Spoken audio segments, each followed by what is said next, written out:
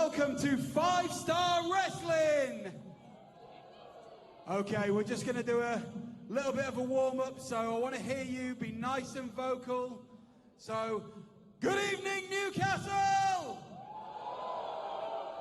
Come on, you're going to be live in about 30 minutes on Free Sports. So everyone around the country is going to see you, so I need you to be as loud as possible. So I'm going to try one more time. Good evening, Newcastle! Okay, we're going to start off with 2 matches before we go live at 7 p.m. Are you all here to have a good time tonight? Newcastle, we can do better than that. I said, are we ready to have a good time tonight? Thank you. Okay. It's good to see you all here. Did you all watch the show last week? Did you all enjoy it? Did you all enjoy it this side? Yeah? Did you all enjoy it this side? Who said no? You can't say no. Did you all enjoy it, guys? Okay, well we're going to start in around 30 seconds. So when I introduce the wrestlers, be as loud as you can. Boo for the ones you don't like. Cheer for the ones you do. Newcastle, let's have a good time tonight, yeah?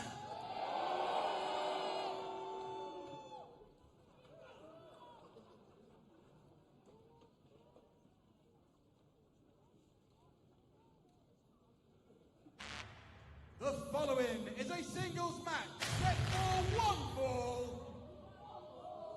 Introducing first.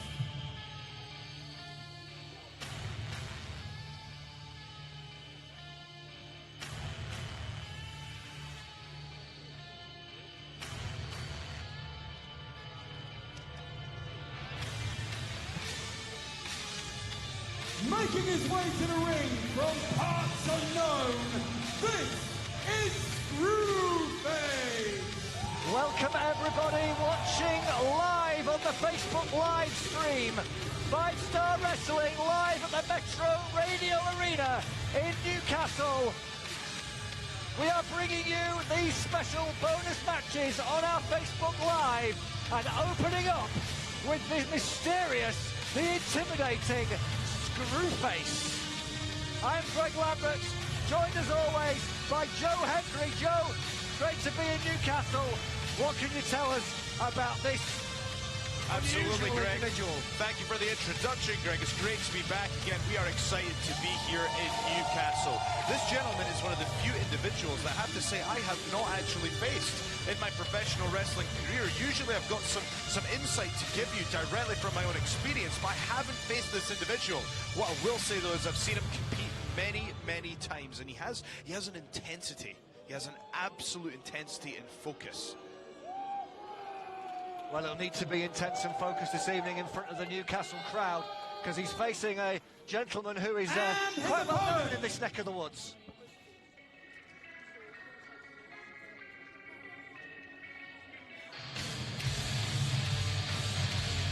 Ladies and gentlemen, making his way to the ring from Newcastle upon Tyne, this is H.T. Drake! H.T. Drake, from the Toon, getting a fantastic opportunity here in front of his own kith and kin here in Newcastle.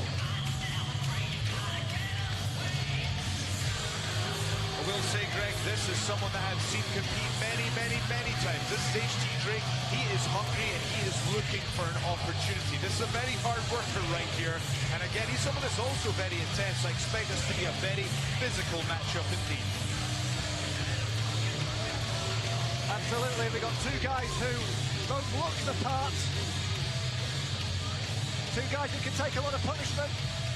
2 men who believe in going straight ahead in the professional wrestling ring, and we'll see exactly who comes out on top in this, our opening contest this evening. We've got so much going on this evening as well, Joe. We're going to be going live on Free Sports at 7 p.m. all across the UK, and the matches that we've got this evening, they are mouth-watering to say the least. Absolutely. We've got a huge night ahead of us. We're starting off right now with this matchup that I think, you know, I'm surprised to see technical wrestling right from the start there, because, you know, when he comes out with that gear on him and he's got those nails everywhere and it looks rather dangerous, but here there's another side to him. Technical wrestling. Nice arm drag there from HT Drake.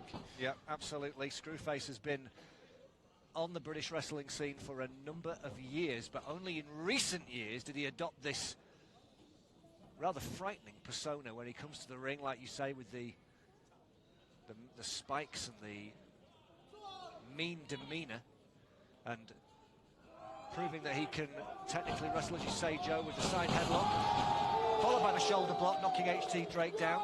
Screwface has the height advantage. Huge shoulder tackle there. Greg, just to give you a bit of insight in what's happening here. Obviously, you know, you're not going to win the match with the shoulder tackle, but what it is you're making a statement against your opponent. You're trying to say that I'm bigger than you, I'm stronger than you, I've got more momentum than you. It's really more, it's as much a mental maneuver as much as it is a physical one. So that's what that was there. A little bit of jockeying for position, huge shoulder tackle to kick things off. And here we go. This is probably going to be a test of strength, but there you go. One step ahead of HT Drake with the kick, followed up by the uppercut, Greg. Back to the side headlock. Screwface dominating things in the early going and using the height and the extra leverage to keep HT Drake off balance. The pace quickens now. Leapfrog from Drake. Big drop kick. HT Drake gets the crowd going. Big uppercut into the corner, and this is more like it now from the Newcastle man. And again, one thing that's so important in a professional wrestling matchup is momentum. And HT Drake is picking up now. There was a huge leg lariat, and he's spun off the ropes and a huge spinning heel kick. This could be it. Moving in for the cover. Referee counts, but does not get to the 3 count. Now, what I will say though is he's looking for the crowd to kind of help him there with a little bit of support, getting the crowd to help him get out of that one. But is that the best strategy? I'm not sure. And as we see there, lost the momentum there, and he's now on the outside. HT Drake using the top rope, but Screwface used it more effectively as a weapon to send HT Drake down hard. Beautiful suplex there. If you notice, when he applied the suplex, his feet actually left the ground looking for extra momentum himself, and that was those, you know, it's veteran instincts there. Although we haven't seen much of him before in the limelight, if you will, Screwface is technically very good, and you know he is a veteran of the business. So that was him using the ring as a weapon. That's what veterans will do. They will use the ring to their advantage as a weapon against their opponent. Absolutely, Screwface. A big clothesline, high impact there. That's without a doubt the most devastating blow that Screwface has landed so far, but it wasn't enough to hold HT Drake down. And again, Greg, one thing that I'm really enjoying about the work of Screwface is that when he's applying these maneuvers, he's actually his feet are leaving the ground to get extra momentum. You know, he's sacrificing himself, he's doing everything he does, he's doing it with reason and intention. Just like that knee to the gut there. And a knee to the gut is not only going to injure you, but it's going to take the wind out of you as well. Very precise, very deliberate. You're absolutely right. Screwface has pretty much had control of about 75 to 80% of this match. And he's close fist. Sorry, Joe, the referee's got to do something about that. Oh. Close fist to the head. Not allowed as another one. Is he opening that palm at the last minute? Referee seems to think it's okay. I like that, Greg. That was smart thinking there, opening the palm at the last second.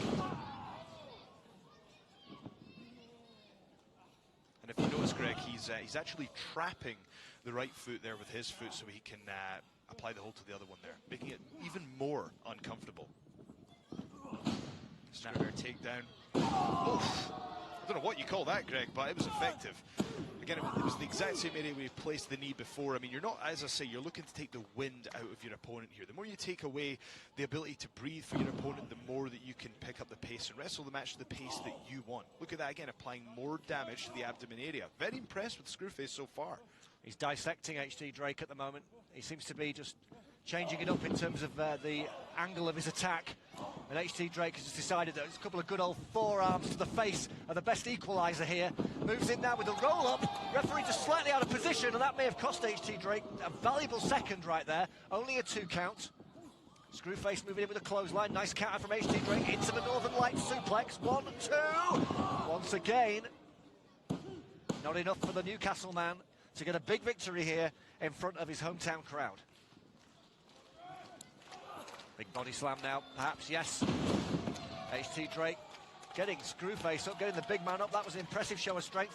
Now deciding it's possibly time. This may be a little too early. Yet it's ill-advised. Screwface nowhere near worn down enough for the high-risk move. And it's high risk for a reason, Greg, and there you go. We've just seen exactly what happens if you do that maneuver at the wrong time. You know, I was just about to compliment HT Drake before that huge powerbomb from Screwface. Indeed, the sit-out powerbomb nearly brought Screwface dividends.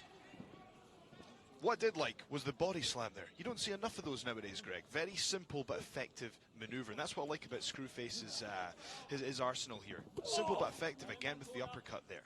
It's been that type of match. It's been very much no wasted motion from either man. I don't think either man wants to make a mistake. This is one of the biggest stages, you know, going out live, Facebook Live, before we go out live on Free Sports, that either of these two men have ever had. And they don't want to mess it up. Absolutely not. I mean, that's one of the things about being a professional wrestler at the highest level here in 5-star wrestling, is not only do you have to go out there and get the job done in the match, but you also have to be able to perform under pressure, and that's what HT Drake is doing right now. Huge code breaker there. Now he's gone to the top rope, and what is he looking for, Greg? Well, he went for a spiral tap into the swanton. He hit it pretty much beautifully. Is that enough for HT Drake? It is! And what a great reaction! Ladies and gentlemen, the winner of this contest, HT Drake! So there we are, Joe. HT Drake found it tough going, but in the end he found a way to win, and it was the high-risk move that paid off in the end. But he did it at the right time, Greg. He was sufficiently weakened before going for it this time. That's a huge win for HT Drake. One has to wonder, will this have any consequences in him appearing again in 5-star wrestling? Who knows? But what I will say is props to Screwface, who I thought was, he was wrestling his match there right until the end. And that's the thing, Greg. All it takes is one small, tiny mistake, and you can be on the losing end of a matchup. All it takes is 3 seconds, Greg. Absolutely, and that was our first match you're watching on Facebook Live here at 5-Star Wrestling Live at the Metro Radio Arena. Ring announcer is Steve Linsky. Set for one fall. Introducing first.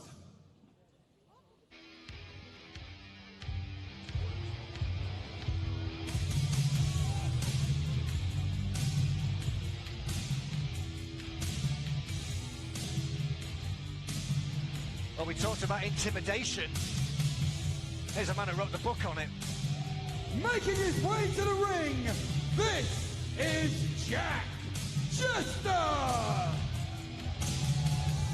Jack Jester from Glasgow. An unusual individual. We talked about Screwface being a little bit out of the ordinary, but he can't hold a candle to Jack Jester when it comes to being extraordinary.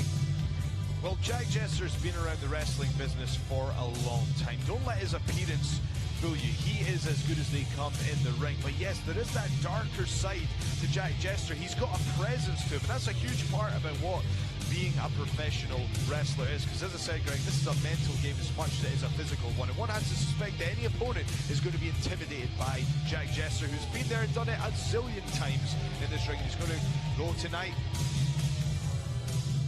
There he's just relaxing on the ropes, waiting for his opponent. And his opponent.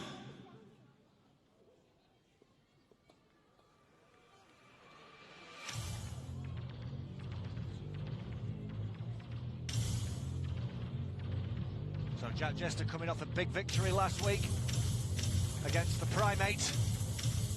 Let's see if he can keep that going tonight. Making his way to the ring, this is Tango Tim Wiley! Tim Wiley, though, did not have as good fortune as Jack Jester last week, defeated by PJ Black, and Tim Wiley really needing to turn things around here tonight. The man from Market Drayton, originally in Shropshire, now making his home up in Scotland. And And again, Tango Tim Wiley's also someone that's been around the business for a very long time. But the thing about Tango Tim Wiley is he's recently reinvented himself. You know, he's got this new look, but the one thing that stays the same about Tango Tim Wiley is he's always in peak physical condition. Absolutely, a man who spent a lot of time training at the GBH gym down in Stoke-on-Trent with Chris Curtis, a gym that spawned some of the greats of British wrestling over the past 10, 15, 20 years. People like Mikey Whiplash, Dean Allmark, Robbie Dynamite.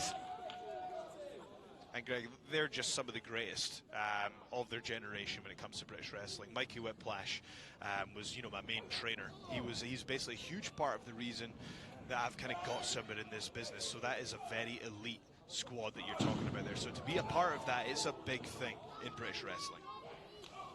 Speaking of Whiplash, that was definitely something that Jack Jester was very highly publicised for his rather alternative lifestyle choices not too long ago.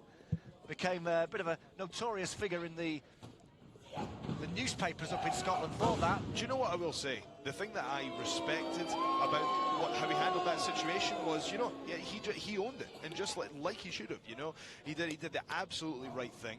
And you know, it's one of these things like that should never detract from somebody's in-ring talent. You know what? Anybody wants to get up to outside of the wrestling business, that's their own business. And you know, who cares, man? Well, it's an interesting viewpoint. Tim Wiley knocking Jack Jester down, and Wiley looks determined. Like I said, defeated last week by the high flyer PJ Black. Jester victorious over Primate, so the momentum is definitely with the Glaswegian, but Tim Wiley has got his game face on. He's chasing Jack Jester around the ring, trying to keep the momentum going. Perhaps just moving himself into a trap set by Jester. And again, that's what we're talking about. It is the veteran instincts. Taking a break, taking a walk on the outside, back in the ring, and now he's in control over perhaps arguably a physically stronger opponent. Irish whip by Jack Jester, reversed by Tim Wiley. Wiley hits a big diving shoulder block into the corner. Oh, and a lovely Ippon Seonagi there, which is a classic judo throw. Clothesline the cover there. Respectable 2 count. Wiley very well versed in numerous fighting disciplines, including a good old-fashioned kick to the stomach. That's what I like about Tango Tim. Ippon Seonagi straight to just a boot to the gut. Sending Jester trying to keep on top of him. Wiley's done well to curb that early charge from Jack Jester and get himself right back on top in this match. Backdrop from the Glaswegian. Hits a big right hand, and oh, that was a huge shot. I think it caught him behind the ear, and you don't want to get hit there. That's going to really affect your equilibrium. And again, Jester holding the higher ground, followed by a huge axe handle.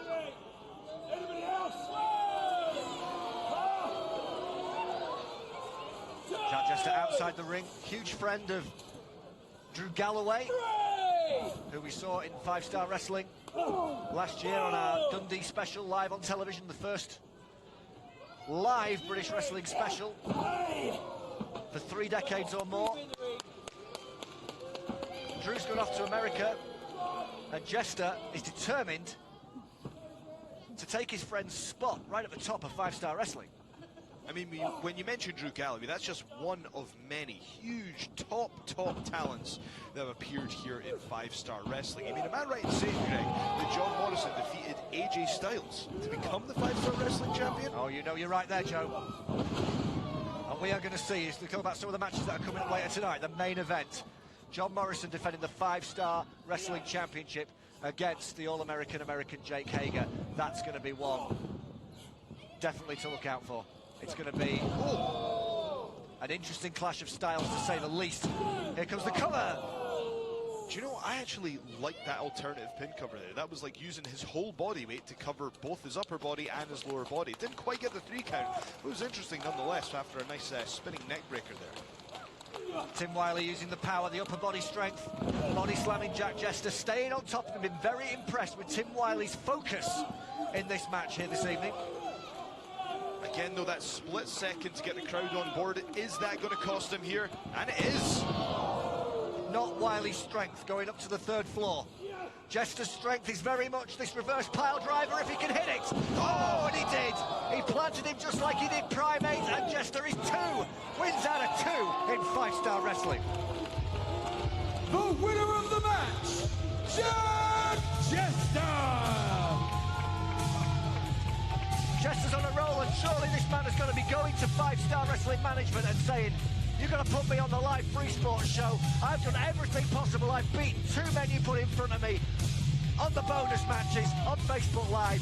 I want to be in front of the free sports TV audience. Well, Craig, that's a fair point. I mean, where's the evidence to argue against that? Again, it's obvious. When you get hit with that tombstone pile driver, there's no kicking out of that one. Again, Greg, I have to agree with you in this case that I think that would be a fair argument from Jack Jester. Perhaps we will see him on the live broadcasts very soon.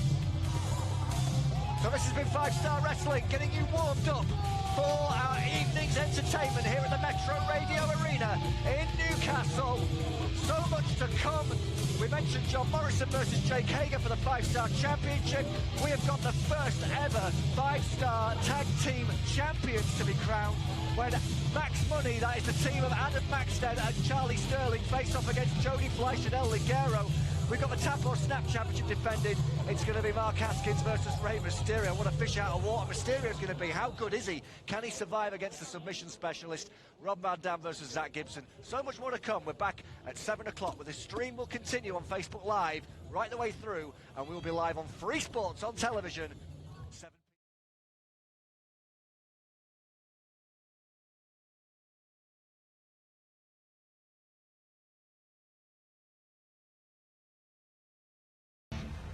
Nothing more you can do. So run if you want to. 'Cause we are machines. Started with a stone cold heart. We don't need to create a machine. Cities of resistance falling under our fate of machines. Emotionless, no battlefield can hinder us. 'Cause we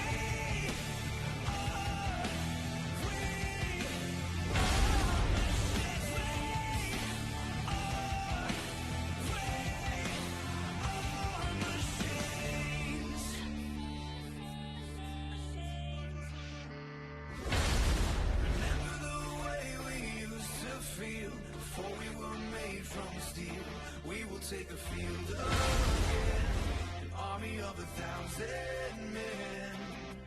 It's time to rise up, we're breaking through. Now that we've been improved, everything has been restored. I'm ready for the art of war. There's nothing more you can do. So you can run if you want to, 'cause we are machines. Started with a stone cold heart. We don't need to free our machines. Cities of resistance falling under our fate of machines. Emotionless, no battlefield can hinder us. 'Cause we are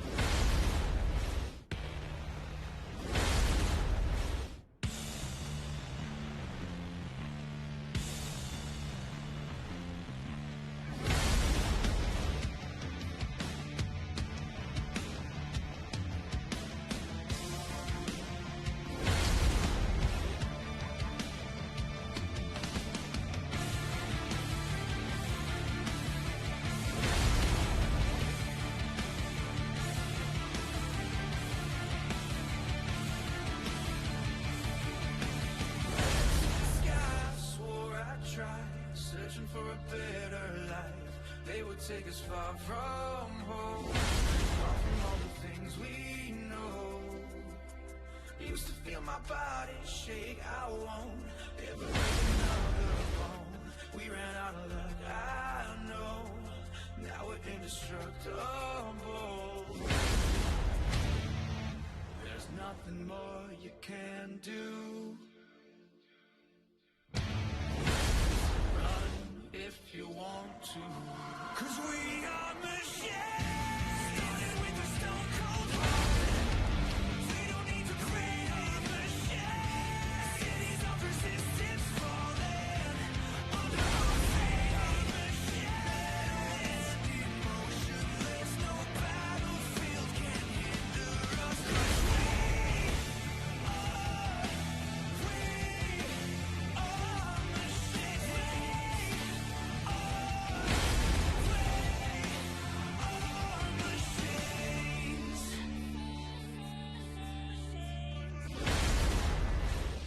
remember the way we used to feel before we were made from steel. We will take the field again, an army of 1,000 men. It's time to rise up, we're breaking through. Now that we've been improved, everything has been restored. I'm ready for the hard war. There's nothing more you can do. So you can run if you want to, 'cause we are machines. Started with a stone cold heart. We don't need to create a machine. Cities of resistance falling under our feet. Machines, emotionless, no battlefield can hinder us. 'Cause we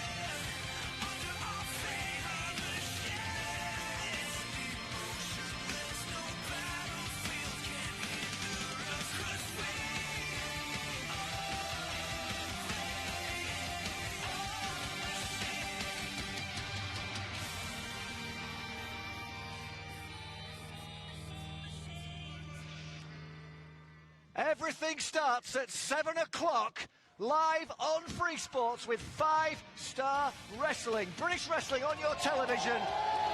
And listen to that crowd at the Metro Radio Arena.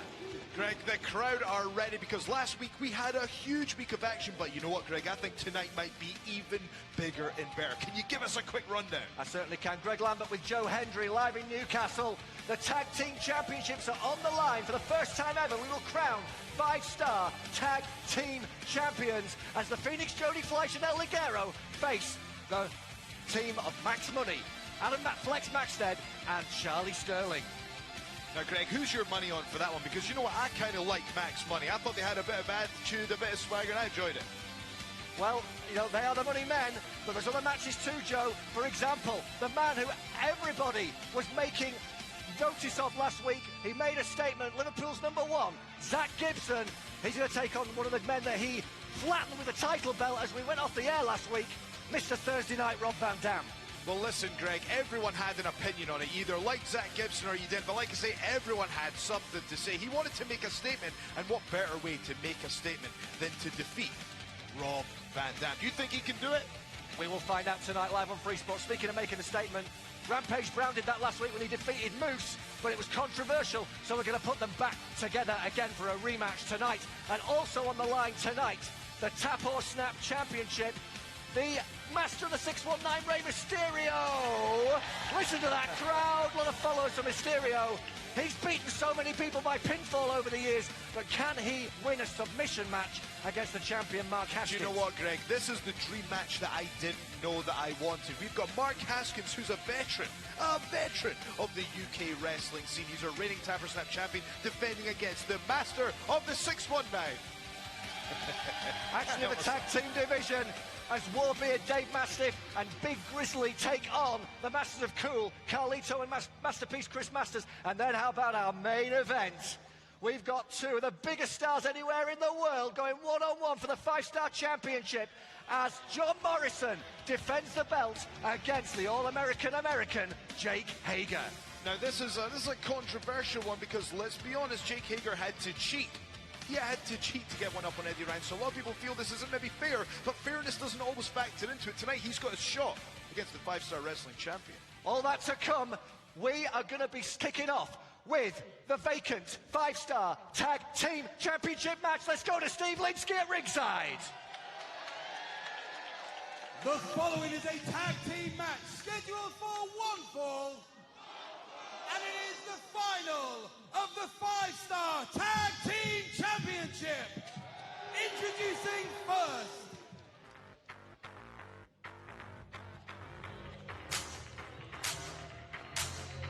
so here we go.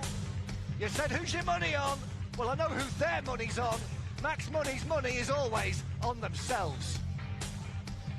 And you know what, let's look at these guys. making their way to the ring, they are the tag team combination of Charlie Sterling and Adam Flex Maxted. This is Max Money. As I was saying, Greg, these guys are absolute physical specimens. And it's not just the way they look, they can really move. Some of the things that Charlie Sterling can do for being a bigger guy is unbelievable. And not only that, let's not forget Adam Maxted is a huge star. He was from, I don't really watch TV, but it was Love Island, I think it was called on the show, right? That's how he shot to fame. Without a doubt, he went on the island searching for romance, but the only thing that he's in love with tonight, apart from himself, is becoming a tag team champion.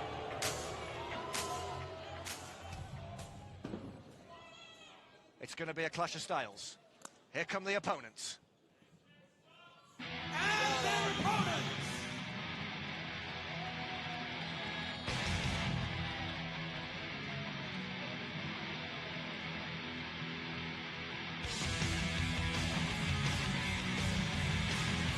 Making their way to the ring, they are the tag team combination of Jody Fleisch and El Ligero.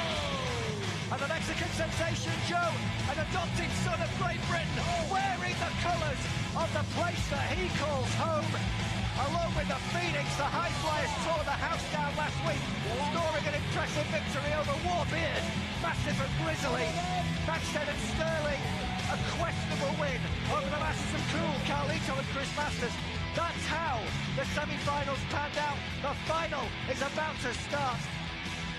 It's going to be interesting to see who walks out with the gold. You're going to watch it all live on Free Sports. And Greg, here's something I need to say about Jody Fleisch and El Ligero. Between them, they must have 30, 35 years in-ring experience, possibly even more between them. But the thing is, they haven't lost a step. They are better than ever before. But what I will say also, you say it's a clash of styles, and I guess that is. But I'll tell you now, Charlie Sterling can flip with the best of them. So I think we can expect the unexpected in this matchup. Two fairly new teams as well came together for the 5-Star Wrestling Tag Team Tournament.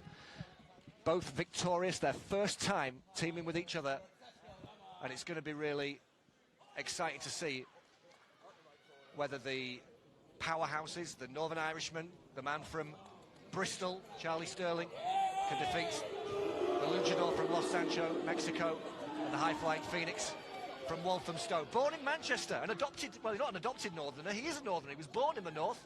Many people think of him as a Londoner. He's actually only moved to London when he was 15, Jody Fleisch. And it was just interesting there, Greg, because Charlie Sterling actually grabbed the championship title and raised it up just to let everyone know how he thinks this matchup is going to go down. And you know what, I can't argue with that, because sometimes you've got that confidence. It's, if you say something enough times, it becomes true, and maybe they can win the titles. Sterling and Max, they're definitely showing a plenty of tag team camaraderie, encouraging each other as the bell rings and we're underway. 5-Star Tag Team Championship match. Jody Fleisch in the black and Union flag trunks in the ring with the man who claims he is worth every single pound, Charlie Sterling, the taller man, the man who claims he has specs appeal here. Well, Greg, he's the 5-Star. He's the taller man, but he also seems to be the stronger man as well. Again, just as I said, it's as much a mental battle as a physical one. And Charlie Sterling just letting Jody Fleisch know that, yeah, you're a veteran, yeah, you're great, but you know what, I can back you up into the corner. Everybody was impressed with Jody Fleisch last week. It was classic Jody Fleisch. He took a beating, but he stuck at it. He showed great conditioning, great determination, and some of the high-flying moves we saw last week were absolutely eye-watering. Well, that's the thing. I think that Jody Fleisch might be in his peak right now. And I mean, that's insane thinking about. I've been watching Jody Fleisch wrestle on TV since I think I was about 14 or 15, Greg, when I first saw Jody Fleisch wrestle on television. And now I think he might be better than he's ever been. Indeed, he was a colleague of mine all those years ago in the FWA, now here in 5-Star Wrestling. And Jody Fleisch keeping at Charlie Sterling, who can move for a big man. Don't just be fooled in thinking that Charlie Sterling is a powerhouse brawler. This guy's been known to fly off the top rope himself. But he's using that brawn at the moment because I think that's possibly the way that he's going to neutralise the daredevil acrobatics of Jody. Oh, but Fleisch, how about that? Showing off just that. Look at the way he avoided the clothesline from Sterling and hit the big head kick, the enziguri. Crowd coming alive in the early going. 5-Star Wrestling live on Free Sports here in Newcastle. Well, the thing I liked about that is we saw the nip up from Charlie Sterling, and Jody Fleisch just let him know, I'm going to do it as well, but a little bit better than you. Huge drop kick from El Ligero there. Adam Maxted's seen enough, but he's thrown to the outside. This is a good area for Fleisch and Ligero. They like to manoeuvre their opponents to the outside so they can maybe hit one of those big through the ropes or over the top rope dives. That's exactly what the Mexican sensation is going for now. Max and Sterling knew it was coming and they separated in a hurry. But El Ligero one step ahead. He stopped himself in the ropes there, because that's the thing, these are high-risk maneuvers. If he'd have gone to the outside with no one there, he's going to do some damage to himself. So El Ligero uses veteran instincts to stall himself in the ropes. Am I right in saying there's somewhat of a stalemate so far, Greg? It's difficult to tell. There doesn't seem to be one clear team that's picking up the momentum so far. I'm excited to see who's going to win. To me, Max and Sterling look cautious. Fleisch and Ligero look very much up for it. They're very much on their games. And I think if Max and Sterling have a strategy, it may be to try and get Fleisch and Ligero to either burn themselves out through giving up too much nervous energy in the early going, or maybe make a mistake. We shall see. Maxted doing what he did last week with Chris Masters. Ligero knows he can't win a pose down, great shape though he may be in, so a spinning kick to the gut was what he decided to implement on that occasion. Well, you saw Adam Maxted effectively pie-faces his opponent, which is just a sign of disrespect. It's not going to do any damage, and it gets an emotional reaction from your opponent. Sometimes it benefits them, sometimes it works against them, but here it seems to have just helped El Ligero. There's a huge moonsault with the legs hitting right onto the chest. Nice to see Ligero hooking the leg, trying to add extra pressure to hold Flex Maxted down for the 3 count, but the 25-year-old Belfast Beefcake able to kick out. We saw referee John Myers getting involved there inadvertently as well. Very experienced official on the UK circuit. And this is where they were so impressive against the Masters of Cool last week. The way they were able to cut the ring off and double-team their opponents and use tag team continuity. Ligero knows it's coming, he's trying to slip out, goes through the back door.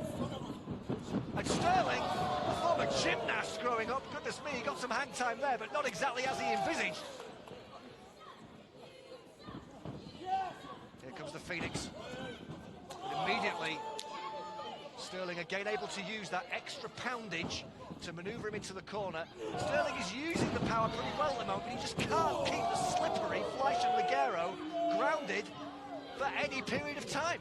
And that's the difficulty. That has to be the strategy, is to, you know, basically ground these teams down, but it's just difficult to do when Jody Fleisch is capable of doing these amazing feats. Look at that beautiful Hurricane Rana straight to the pin there. Oh, that could have been it. Almost the high-flying dream team of Jody Fleisch and El Ligero becoming the first ever 5-star tag team champions. Charlie Sterling again flipped to the floor by the more experienced El Ligero. The man who grew up in a small village in Los Sancho, Mexico, came over to Leeds to learn the British style.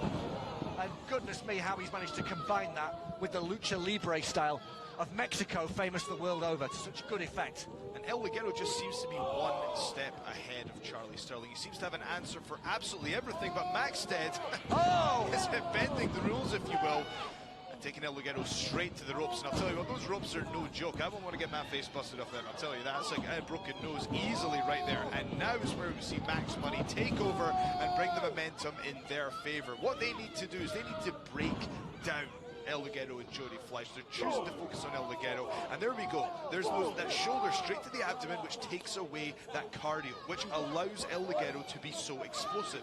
If he can't be explosive, he can't hit these quick maneuvers out of nowhere, and cutting that out has to be the key to victory for Max Money.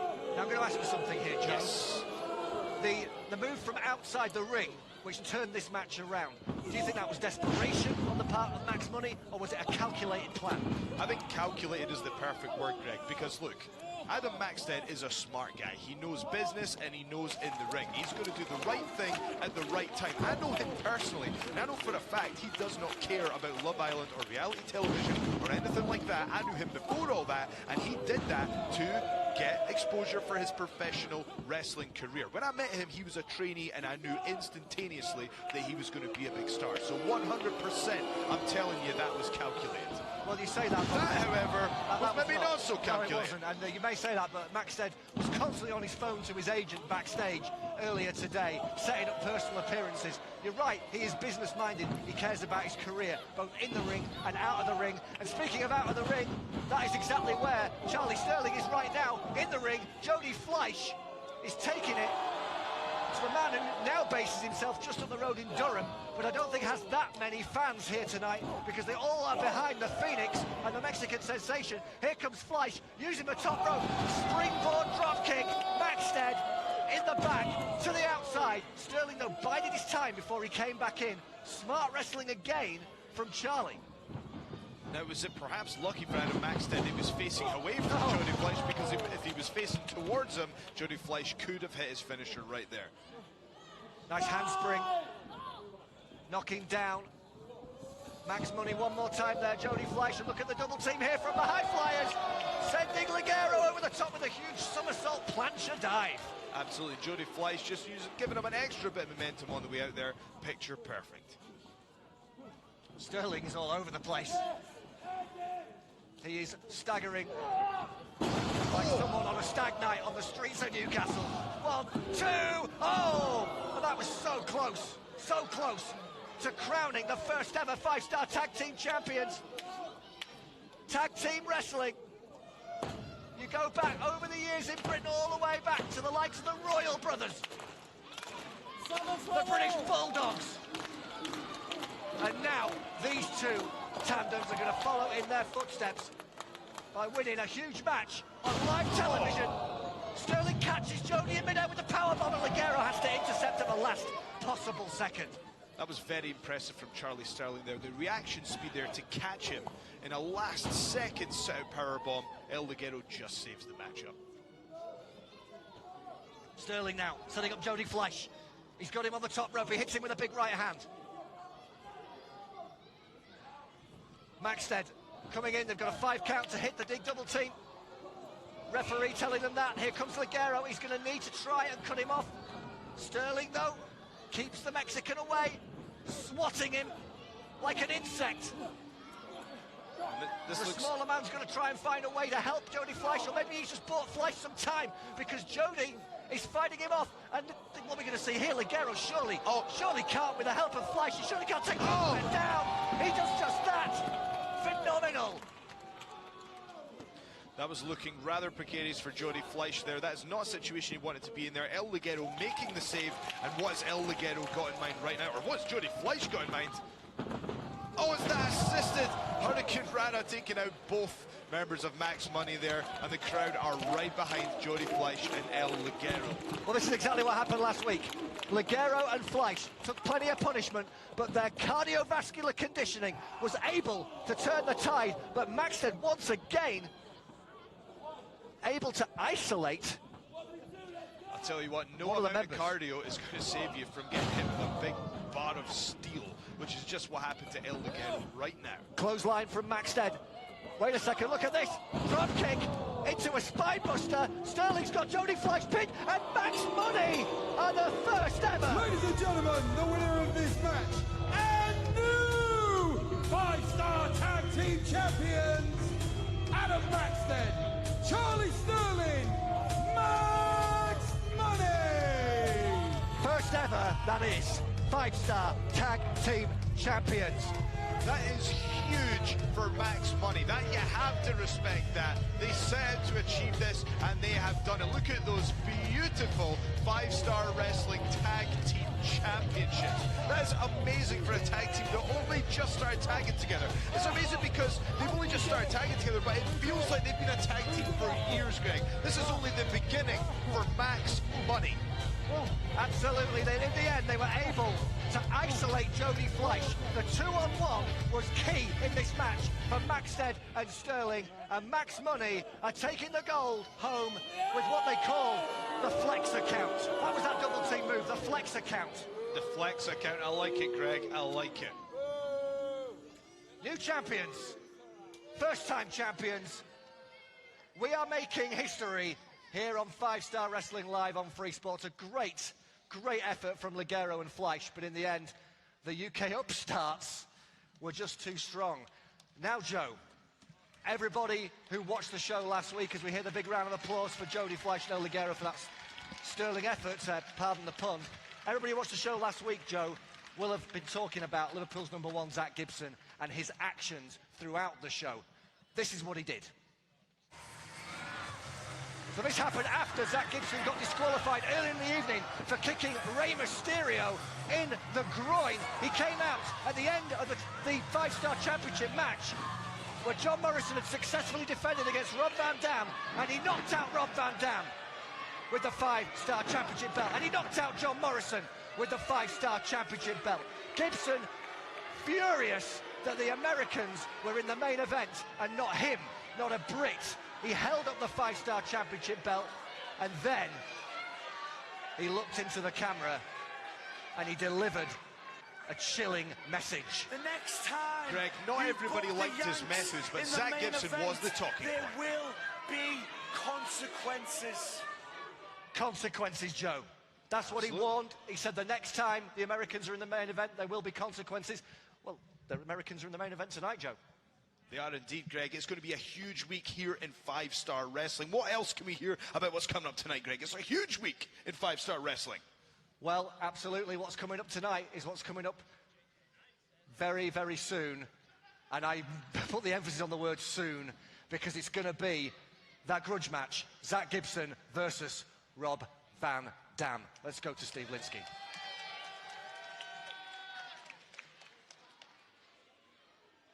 time, I would like to introduce to the ring Liverpool's #1, Zach Gibson.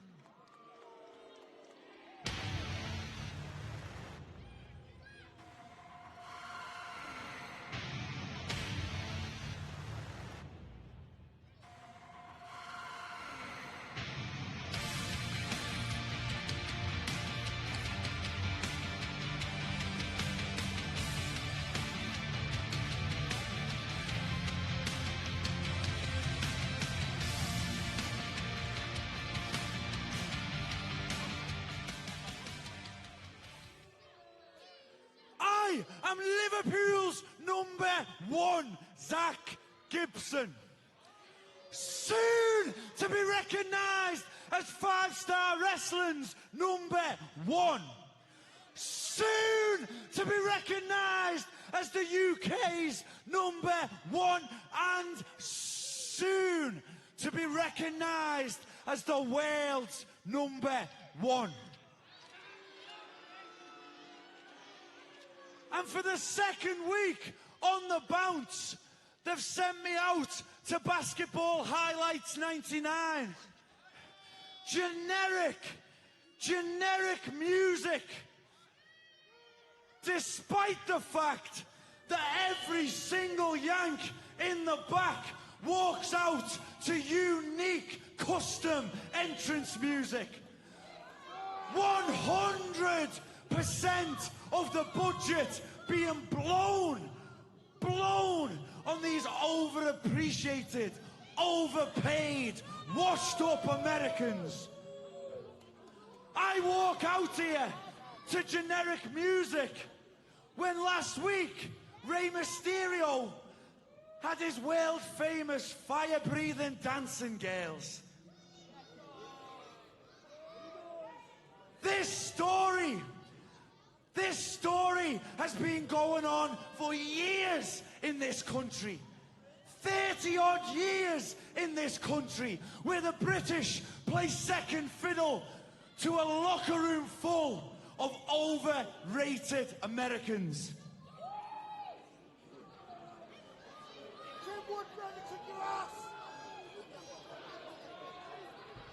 5-Star management have asked me to talk about a certain headline. So bring it up. Bring it up. Get it on the screen. Get it up. Come on.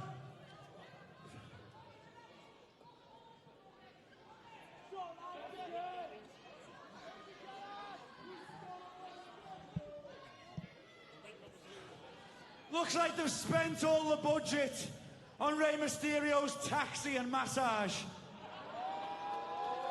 Where's this article? You asked me specifically to come out here and talk about a mirror headline, and you can't even put it on the screen. What is going on?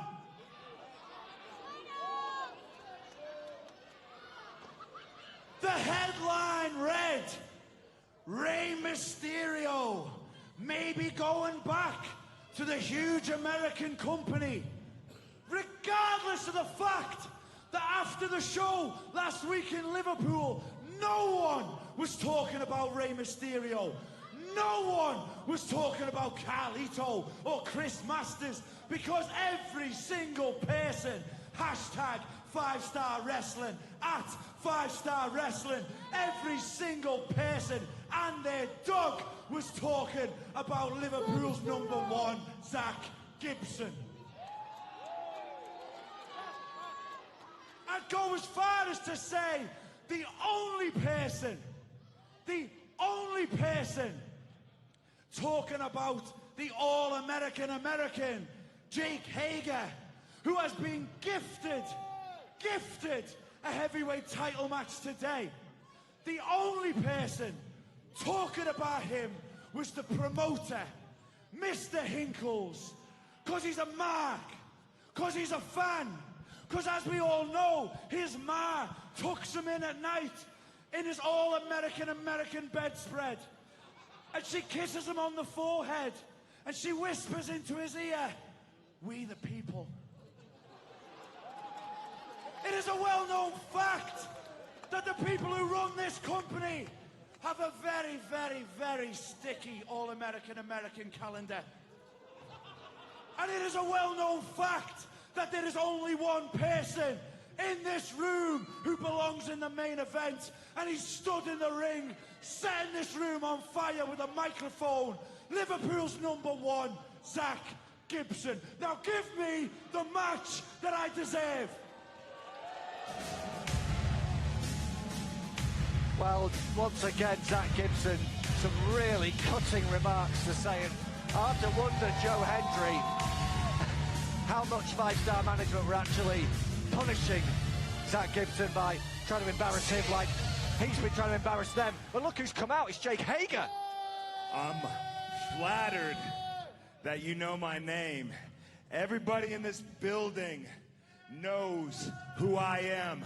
I could go on and on about the attributes that I have won to further explain who I am, but this is only a 3-hour show, so let's get to the point.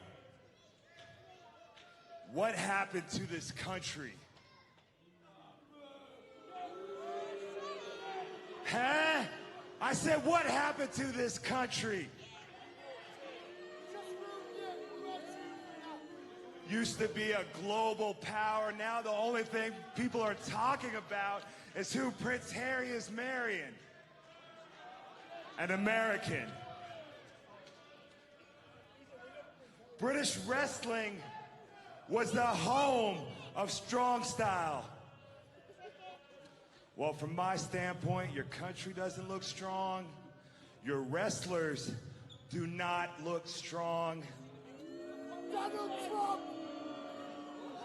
But I guess that's why I'm here. The American that you love to hate, because I'm the American you can't beat. We are live on Thursdays, going out to 22 million people because of me, an American. So, in the main event tonight, I want you to get a big old wham burger, some French fries. I said French fries. It's funny, it's a joke. And you can watch me become the 5-star champion. An American. So there we are, Jake Hager putting his point of view across, getting on the back of what Zach Gibson had to say. We're going to go for a break, and we'll be back with Zach Gibson versus Rob Van Dam very soon.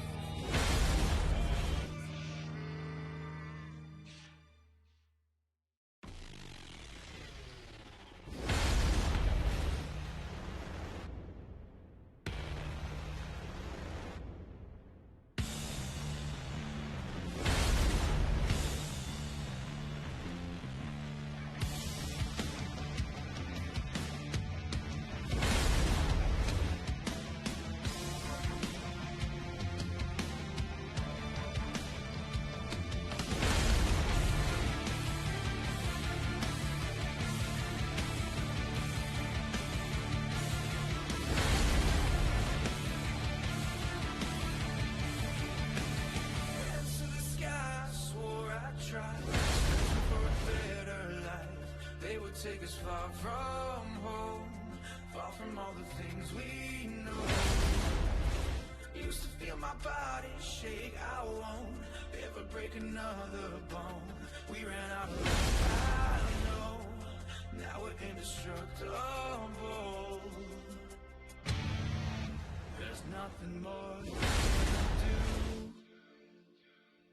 do, so run if you want to.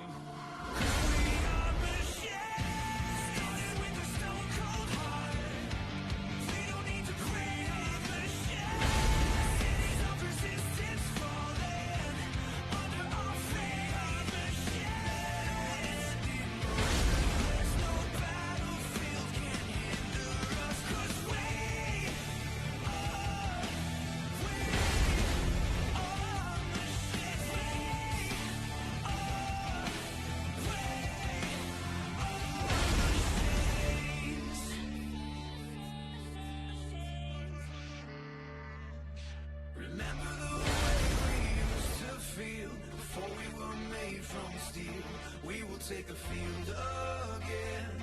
An army of 1,000 men. It's time to rise up, we're breaking through. Now that we've been improved, everything has been restored. I'm ready for the art of war. There's nothing more you can do. So you can run if you want to, 'cause we are machines. Started with a stone cold heart. We don't need to play a machine. Cities of resistance falling under our fate. A machine. It's emotionless, no battlefield can hinder us.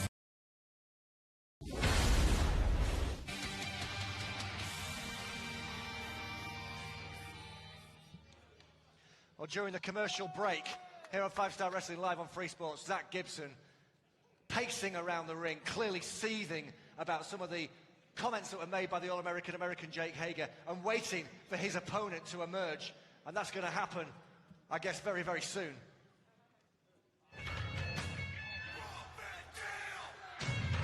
That's right, Greg. Here comes Rob Van Dam to the ring. Now, Zach Gibson is an interesting Making his way case. to the ring from Battle Creek, Michigan, this is Rob Van Dam!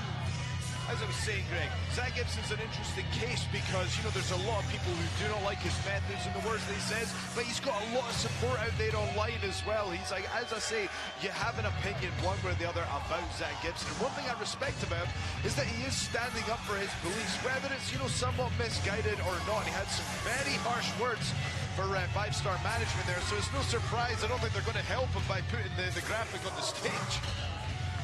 Well, I just wonder whether that was an attempt to send a message to Zach Gibson. You know, he's the one guy who's coming out to the introductory music for 5 Star Wrestling Live on Free Sports because he was the one who last week had an absolute go at 5 Star management for doing just that. And then he's expecting something on the screen, it doesn't happen. You know, I have a feeling that they're trying to pull rank on Zach Gibson. Well, they may be, and you know, some people might think that's fair enough. You know, Zach Gibson's been around the scene a long time, but again, there's a lot of people who would kill for this opportunity that he has here on 5 Star Wrestling. As you know, to go out to 20+ million homes, this is huge. Live here on 5 Star Wrestling, a lot of people would want that opportunity, but the thing about Zach Gibson is he feels like he's earned that opportunity. And to be honest, Greg, I'm not going to sit here and argue because he is one of the most phenomenal technical wrestlers that Britain has produced in the last decade. Well, last week, after what Zach Gibson did, he could have been fined, he could have been suspended. There's a number of different punishment options that were definitely available to the 5 Star Wrestling head honchos.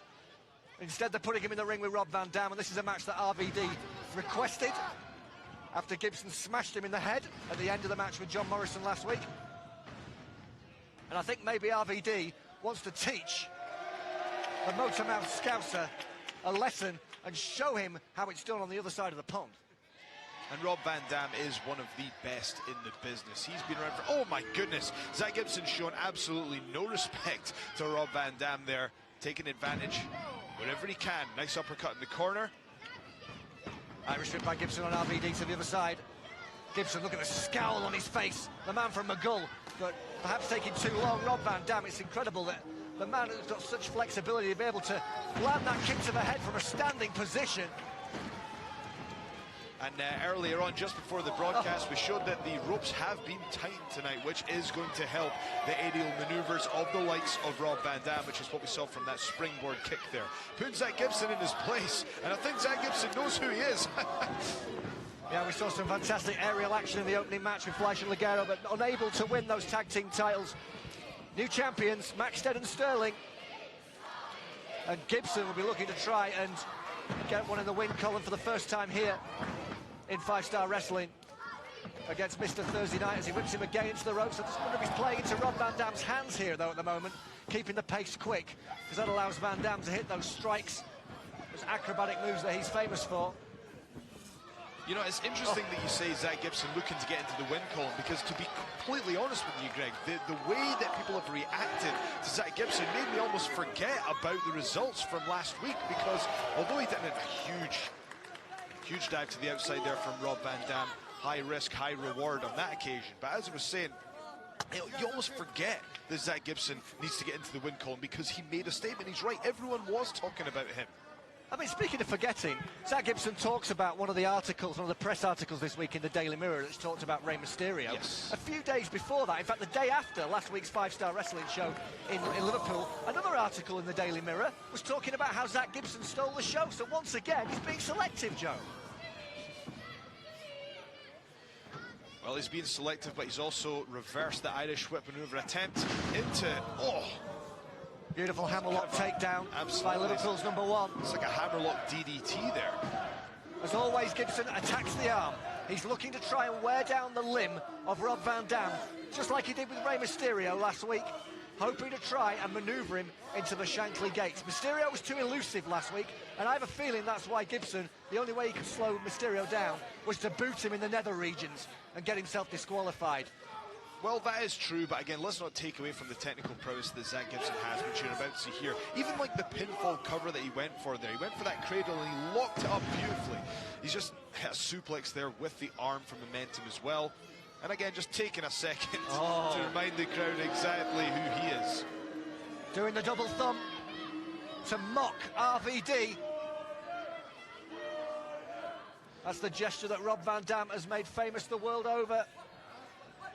And Gibson just has no respect at all for any of these big, as he claims, I mean, he's right, highly paid superstars that come over from across the Atlantic.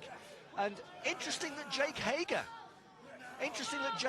would come out, and he would be the man to put aside the other side of the argument, Joe. Well, you know what I find interesting is, you know, they may have been arguing, but let's look at the similarities between Jake Hager and Zach Gibson. They're quite similar individuals in a lot of ways. You know, trying to get to the next stage. Oh, wait a second. Oh, I thought Half Nelson was going to get the pinfall there for Zach Gibson. Carry on, Joe. They both have an, by any means necessary, approach.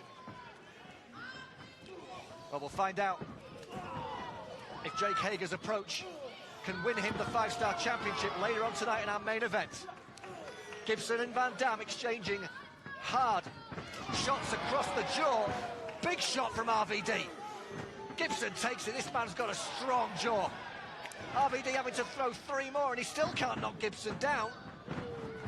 And the Scouser hits a big clothesline, and this time RVD does go down.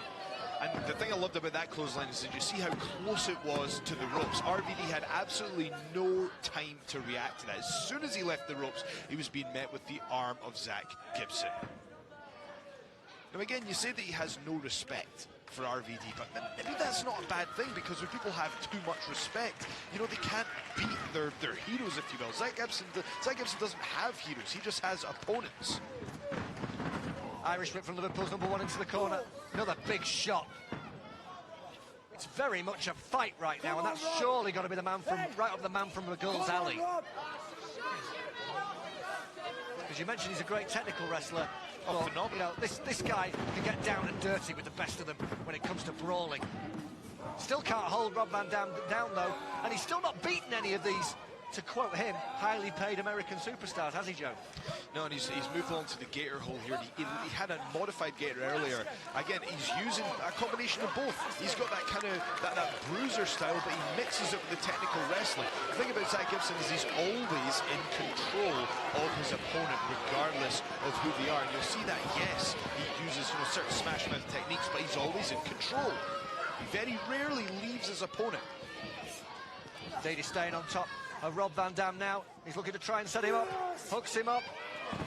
Deadlift suplex attempt there. Rob Van Dam scoots out over, and he's just hit with that huge kick. This is going to buy Rob Van Dam some time, and key, Greg, is going to create some separation between the two, because Zach Gibson's whole game is staying close to your opponent, staying close to your opponent. Now Rob Van Dam has got himself some space, and he's bought himself some time as well. What will he do with it? With the whole arena chanting RVD. Well, he's going to have to try and manoeuvre Gibson for one of his signature moves, the Rolling Thunder, the 5-Star Frog Splash. Now he's starting to motor. Rob Van Dam finding another gear, hits a big super kick right on the temple of Zach Gibson. Sends him into the corner, another big spinning heel kick. I remember that one time they used to talk about educated feet when it came to Rob Van Dam, and he is taking Zach Gibson to school right know Gibson taking the low road, and that was a vital piece of strategy for Liverpool's number one right there. Absolutely. Here's the thing, as we were saying, if Zach Gibson gives Rob Van Dam Oh, any space, oh my goodness. He's in the rolling monkey flip on the floor. Gibson cracked his head, and he was on commentary last week talking about how those mats hide a hard concrete surface, and he just got to feel it close up and personal. Oh, rolling thunder outside the ring by Rob Van Dam. And he's taking it now to the man who last week disrespected him and smashed him in the head. And the thing is, Rob Van Dam, a lot of people, we talked earlier about using the ring as a weapon, whereas Rob Van Dam is using any surroundings as his weapon. As you say, Greg, I can attest to that. Getting suplexed out on these thin mats is no picnic. Oh, Gibson suplex, rib first, this time on the steel crowd barrier. And that Metro Radio Arena barrier covering is absolutely no protection whatsoever. This is a Rob Van Dam signature. He's got Gibson set up for the classic. Beautiful. Spinning kick. Sending Gibson Greg, that was right across the barrier. That was absolutely brutal. Because if you were to look at that in slow motion, what you would see is it actually caught Zach Gibson right on the top of the head. Gibson's taken some shots to that head in this match. The thing is, you have to question, though, did that take something out of Rob Van Dam? It probably did. As we were saying before, Rob Van Dam needs that space to hit these explosive maneuvers, and Zach Gibson did the right thing by getting out of the ring. But Rob Van Dam came straight after him, hit that monkey flip on the outside, and now we're here in that situation where, is he going to go for the rolling thunder again, or is he going to go straight for perhaps the 5-star frog splash? He's going to go for it. Rob Van Dam is up on top. We're going to see flight and height. Oh. And did you see how hard his knee crashed onto the floor there? Wait a second. He's got the shackly gates on. And Rob Van Dam's in the ropes. Needs to call for a break here. Gibson needs to be careful. Needs to be careful. Myers is warning him. He's got to a 5 count. Gibson not releasing it. Oh, and he's just pie-faced the referee. That has got to be an automatic disqualification. Again, Rob Van Dam's got his hand on the rope. That is a break. Gibson, listen. You keep on sending them. You keep on sending them. And I'll rip the arm out. I'll rip the arm out. Ladies and gentlemen, the winner of the contest by disqualification, Rob Van Dam. Zach Gibson screaming into the camera once again, wanting to make a statement, once again wanting to hurt one of the Americans. He's not interested in winning professional wrestling matches, Joe. He just wants to carry on pushing his physical, violent agenda. And here's one of the things, Rob Van Dam is one of the biggest assets that we have in 5-star wrestling, and Zach Gibson didn't want to just beat him. He wasn't content with that. He wants to take him out of the game completely. But one has to wonder, does Zach Gibson still continue his momentum without picking up the victory? Has he made enough of a statement once again by not getting the win but taking out his opponent? Better than us. I warned you. I warned you that there would be consequences. Good luck paying his hospital bills, you dweeb!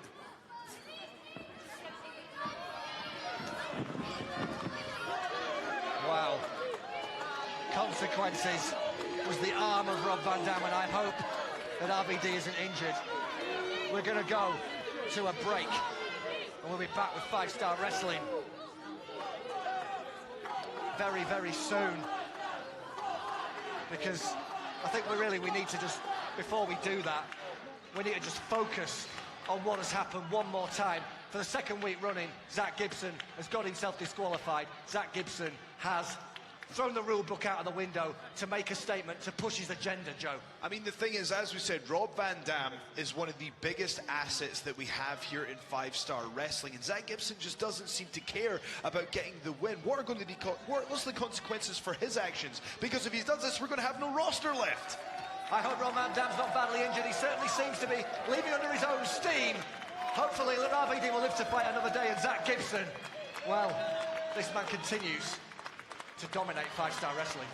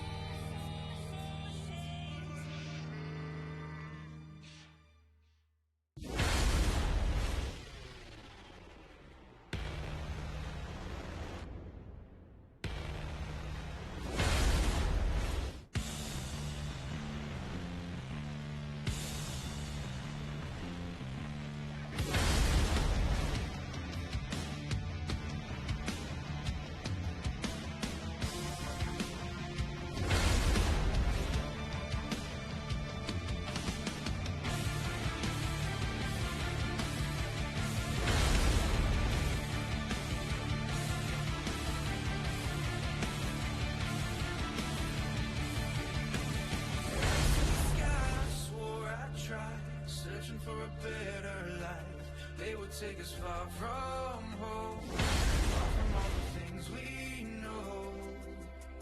Used to feel my body shake, I won't ever break another bone. We ran out of luck, I know. Now we're indestructible. There's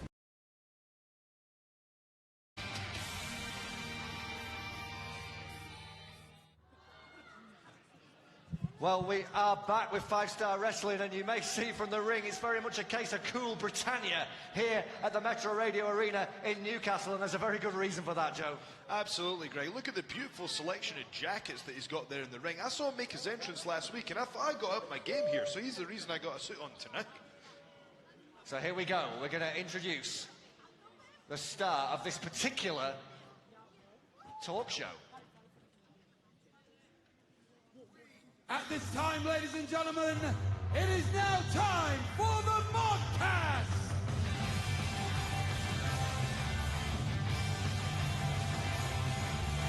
Please welcome to the ring, the Modfather, Flash Morgan Webster! Well, you know something? It wouldn't be live wrestling on television, would it? Without a chat show, an in-ring chat show, and Flash Morgan Webster basically stepped forward and said, I'm the man for the job. I'm the man who's known around the wrestling scene in the UK as the man with the podcast. So I don't just want that. I'm the Modfather. I want a Modcast. And that's exactly what he's got. And look at the red, white and blue, Joe. I love it, the Modcast. It works perfectly well. You know what? I'm impressed with Greg. Look how quickly he managed to order everyone around to get this all set up perfectly. Hey Newcastle, what's up? God, guys, I said what's up? You make more noise than that?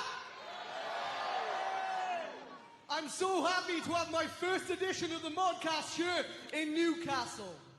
Now, last week, things didn't really go my way. I was in a match for the Snap or Tap Championship. Now, unfortunately, yeah, you should boo, because unfortunately, I didn't win that. Actually, I was actually the first one to tap out. But it's okay, because tonight, I have my first edition of the Modcast, and look at this set. I did ask for a potted plant, but they haven't done it, so. But you know what? I'm excited to do it because you guys are going to find out that tonight, I'm not just your host, I'm your facilitator for every chat, discussion, and gathering, not just with your wrestling favorites, but with my wrestling friends. Friends! Now, us being in Newcastle, I thought I'd get somebody out here that's from Newcastle. I asked Vicky Patterson to come out, but she kind of turned me down. Oh.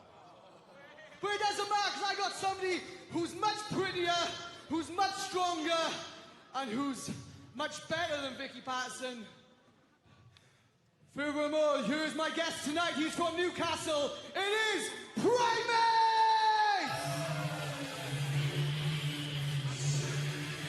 So Flash Morgan Webster introducing one of his wrestling friends to the Modcast. And can you think of anybody better than Newcastle's very own explosive, violent, aggressive Primate? And he says he's going to be the facilitator of discussion. But Greg, I think he should be the moderator of discussion. The moderator. And I'm going to tell him later he should use it.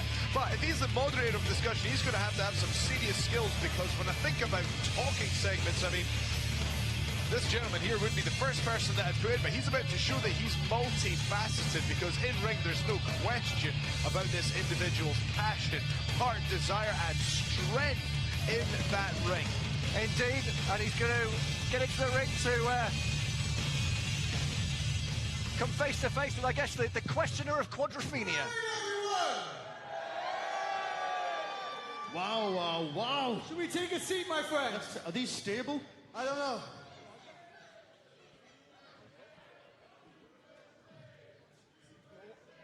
On your own, boys, anyway.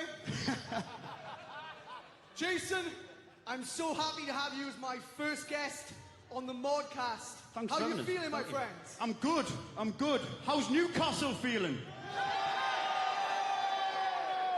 Oh, we're alive. Alive and kicking. We are live.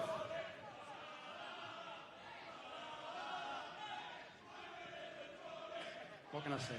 You are indeed a Geordie. Now, Primate, you have been all over the world wrestling. You've wrestled some of the biggest and some of the best. But tonight, you wrestle in your hometown. How are you feeling, my friends? How can you feel? Like, this is the Metro Radio Arena. I've been here hundreds of times. I've seen some fantastic people here. I've seen some great bands here. But to wrestle here in front of this crowd in my hometown, you can't compare that to anything. It's almost as good as a football game, except we're not meant to. Oh, wait a second. The Primate talking about how much wrestling just down the road from his home place of Walker here in Newcastle upon Tyne means to him, and he gets interrupted by another one of the competitors who was in that first ever Tap or Snap Championship match last week. In fact, it's the man who made Flash Morgan Webster tap out. Not only that, he made the professional Nathan Cruz tap out. He made BT Gunn tap out. It's the Australian pop-punk powerhouse Joey Axel going face to face with the Primate. I guess. Why is he here? Out of everybody you could have, you have the Primate. Last week I tapped out BT Gunn, I tapped out Nathan Cruz, and I tapped you out, Flash. Yet you have got him here. You've got him here when I tapped you out.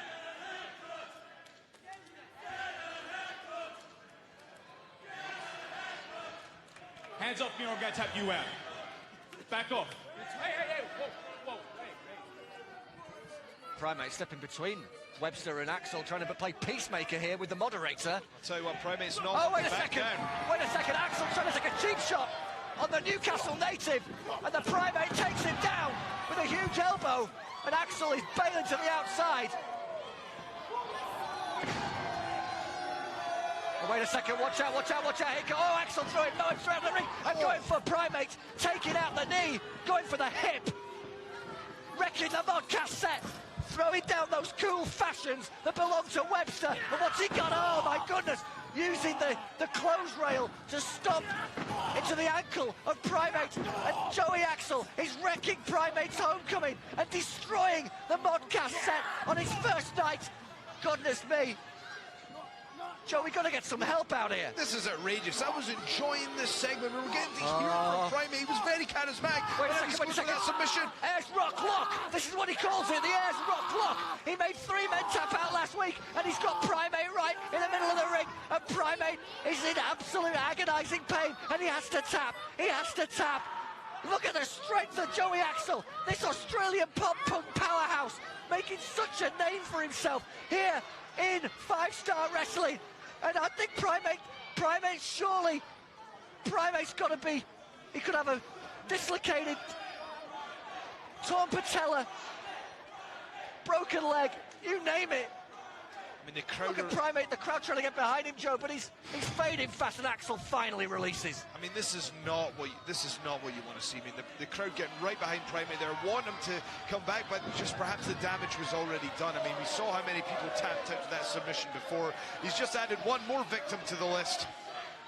Well, we're going to have to go to a commercial break right in the middle of this heated situation, with Flash Morgan Webster charging back in with his motorcycle helmet, the scooter helmet, to drive the Australian pop-punk powerhouse away. Now, Joey, get your ass back down here. Do not think that you can come down here, attack my good friend Jason in front of his hometown, his friends and his family, and think you're going to get away with it. Oh, no. That's why I say you get back out here, and tonight we have a fight. Well, there we are. Webster challenging Joey Axel. It's going to happen. Is it going to happen next on 5-Star Wrestling? Stay tuned to find out.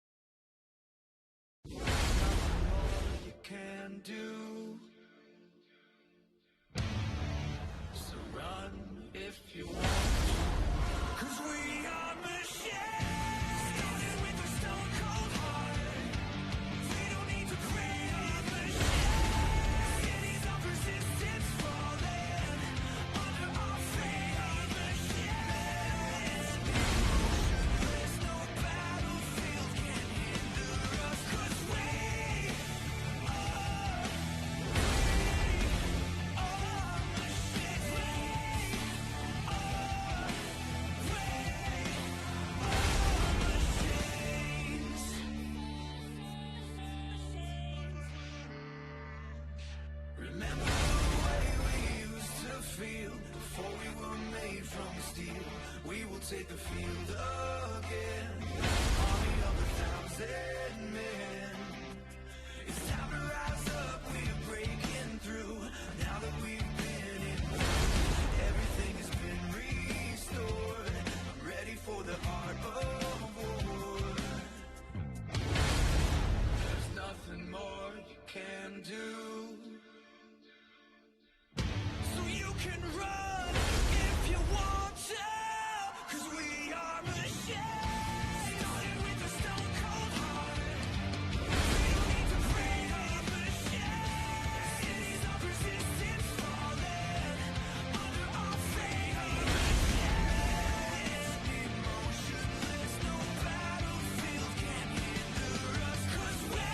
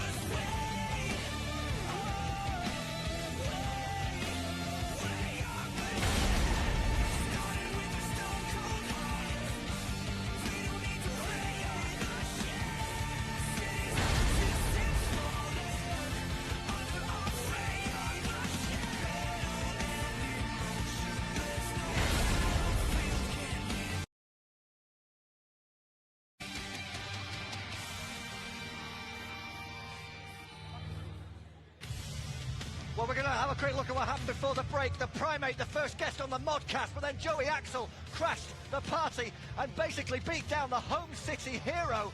A really vicious beatdown from the Australian, who was clearly furious that he wasn't the guest after he made 3 men tap out in the Tap or Snap Championship match last week, Joe.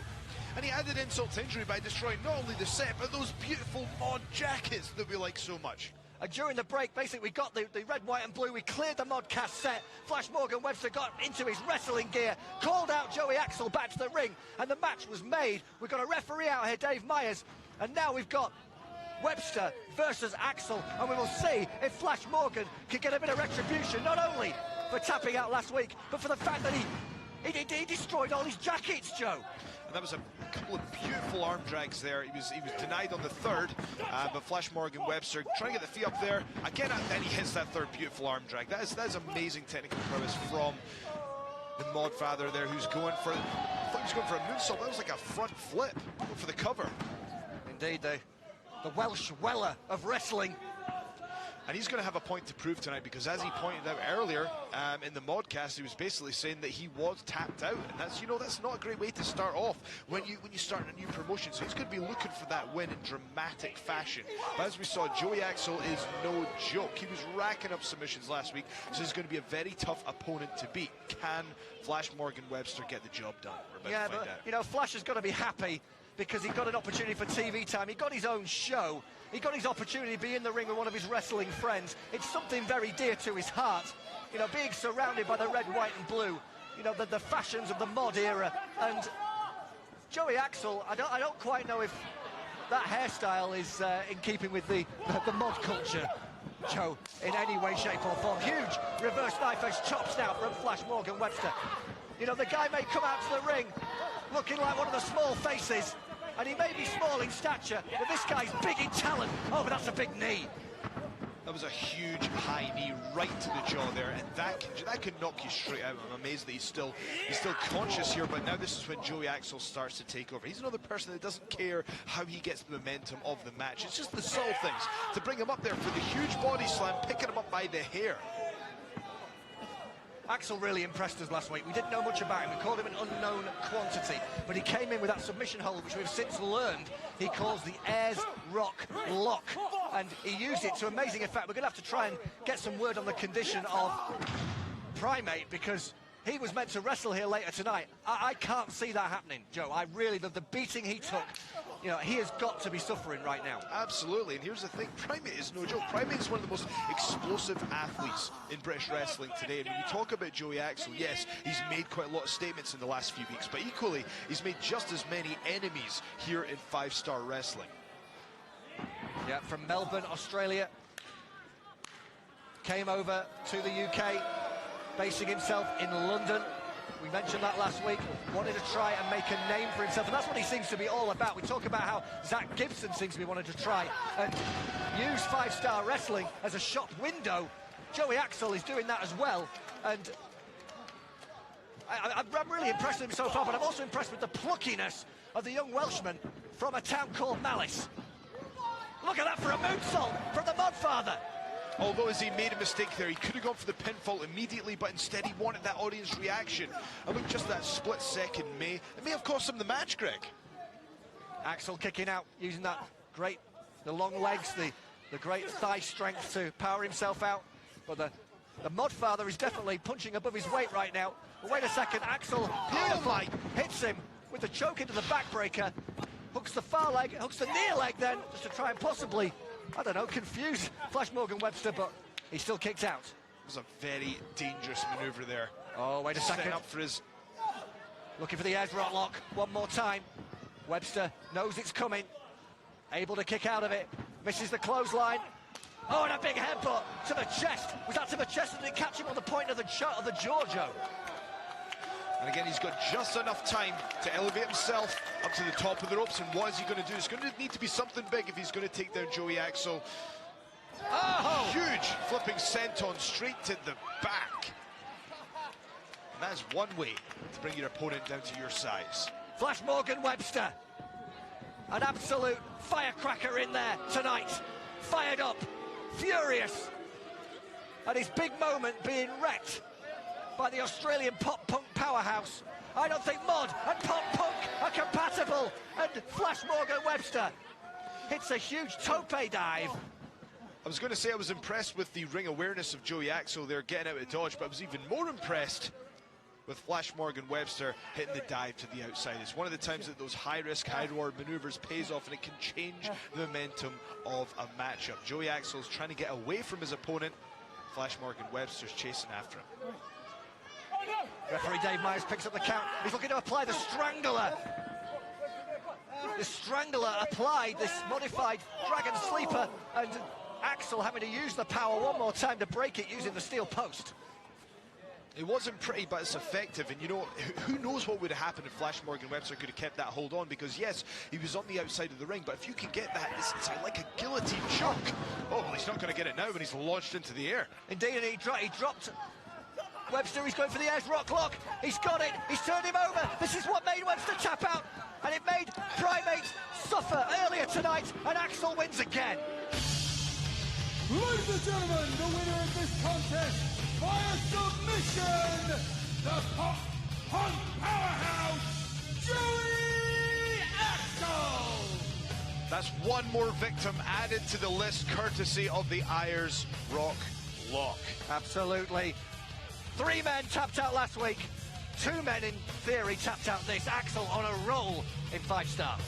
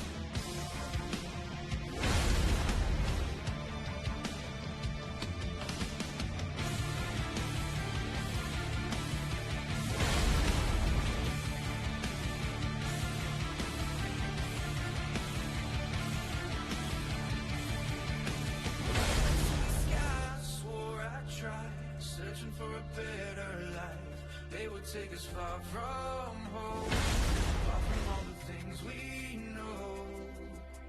Used to feel my body shake, I won't ever break another bone. We ran out of luck, I know. Now we're indestructible. There's nothing more you can do. Run if you want to, 'cause we are machines. Started with a stone cold heart. We don't need to create a machine. Cities of resistance falling under our fate. Machines. Emotionless, no battlefield can hinder us, 'cause we are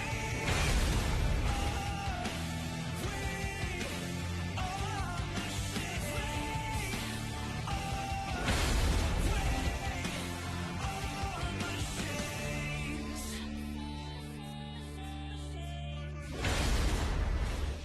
Remember the way we used to feel before we were made from steel.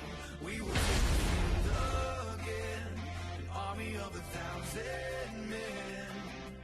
It's time to rise up, we're breaking through. Now that we've been improved, everything has been restored. I'm ready for the art of war. There's nothing more you can do.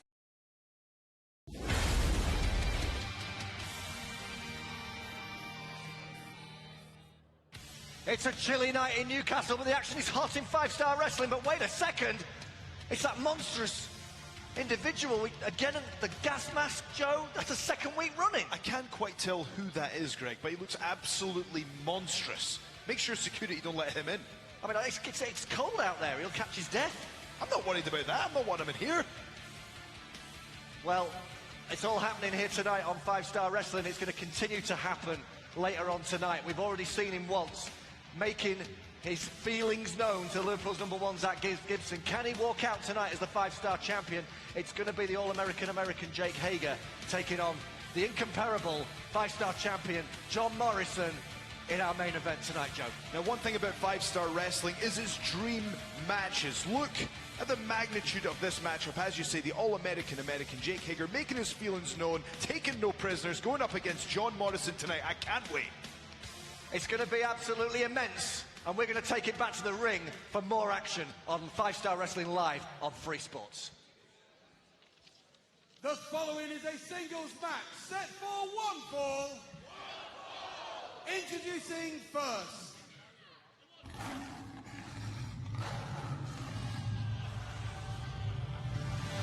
Oh, it's time for the English Lion to roar, Joe.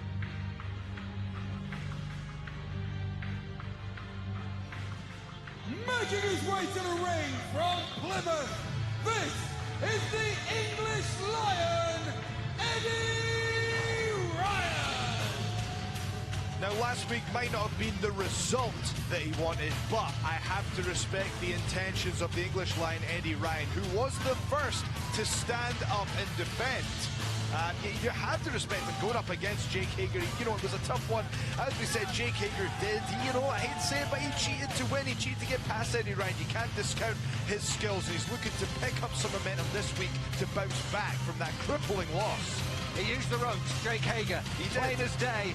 Eddie Ryan was, I think, on the verge of scoring a huge upset. He really impressed me with his determination, with his stickability, with, you know, basically, he wears the lion mask on his head, but to me, he's got the three lions on his chest, and without a doubt, he showed plenty of heart, and hopefully he can not be too disheartened by the fact that he lost last week and take it into this match against another big-name star.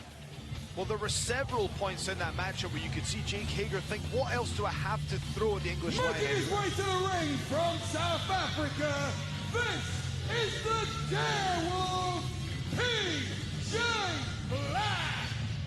Well, we talk about risk takers, and we've got Rob Van Dam, and we've got Rey Mysterio, and we've got John Morrison, but we haven't got, until now, a man who, for recreation, likes to throw himself out of planes for fun, Joe.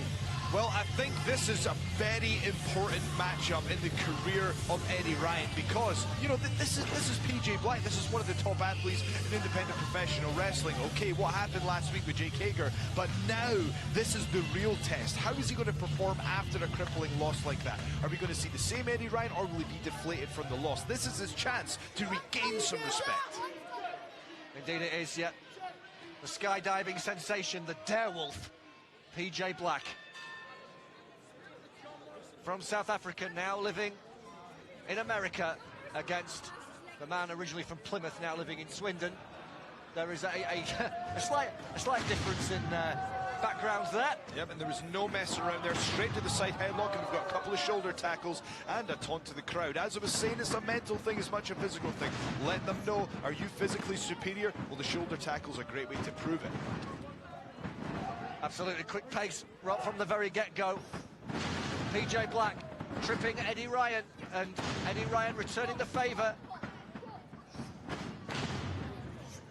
Referee Billy Broad checking in, and it's again, without a doubt, an extremely lightning-fast start to this one. Huge drop kick there from the English Lion. That was a beautiful drop kick. You know, perhaps PJ Black made a mistake by after he delivered the double stomp, turning his back on Eddie Ryan. Eddie Ryan making him pay for it with a drop kick, and now he's in the corner. Another uppercut there, straight off the ropes. Beautiful shot, and another one, a big elbow right across the sternum. 1-2, and PJ Black getting his first opportunity here on the Free Sports Live show. PJ Black asking for a timeout there, but Eddie Ryan not looking to give him one. Eddie Ryan, though, is going to give PJ Black a chance to get back in the ring. That's good sportsmanship there from the English Lion. Everybody needs a timeout every now and then. Got an interesting backstory, PJ Black. His father was a promoter in South Africa, which is how PJ got into the wrestling business, how he became interested. And then in 1999, his father tragically died when PJ was only 18. PJ left South Africa, he backpacked around Europe, didn't want anything to do with wrestling for a while, but then he found a training school in London, or he found a wrestling promotion in London and a training school in Portsmouth called the FWA Academy, which is where he trained to become a professional wrestler. And then later, settling in America, becoming a major star under the name of Justin Gabriel. You may be familiar with him as Justin Gabriel from the past. Now, once again, using his real name. And the Darewolf, because this man is a thrill seeker. Huge inverted pump handle slam there from Eddie Ryan. I guess what you were saying, Greg, is PJ Black is someone that's been around the wrestling business for basically their entire life. And you can see that passion with everything that he does in the ring. But right now, he's outside of the ring with Eddie Ryan holding the high ground. Let's see what happens. We've seen a lot tonight of whenever wrestlers go outside the ring, people attacking them or diving on them. Eddie Ryan not doing that. Eddie Ryan is giving PJ Black the opportunity to get back into the ring, although PJ Black there eschewing the handshake and using it for a short clothesline, but there's nothing illegal about that. Well, there's nothing illegal about it, but it's unethical, Greg. I mean, it makes me ask the question, is Eddie Ryan too nice a guy at this point?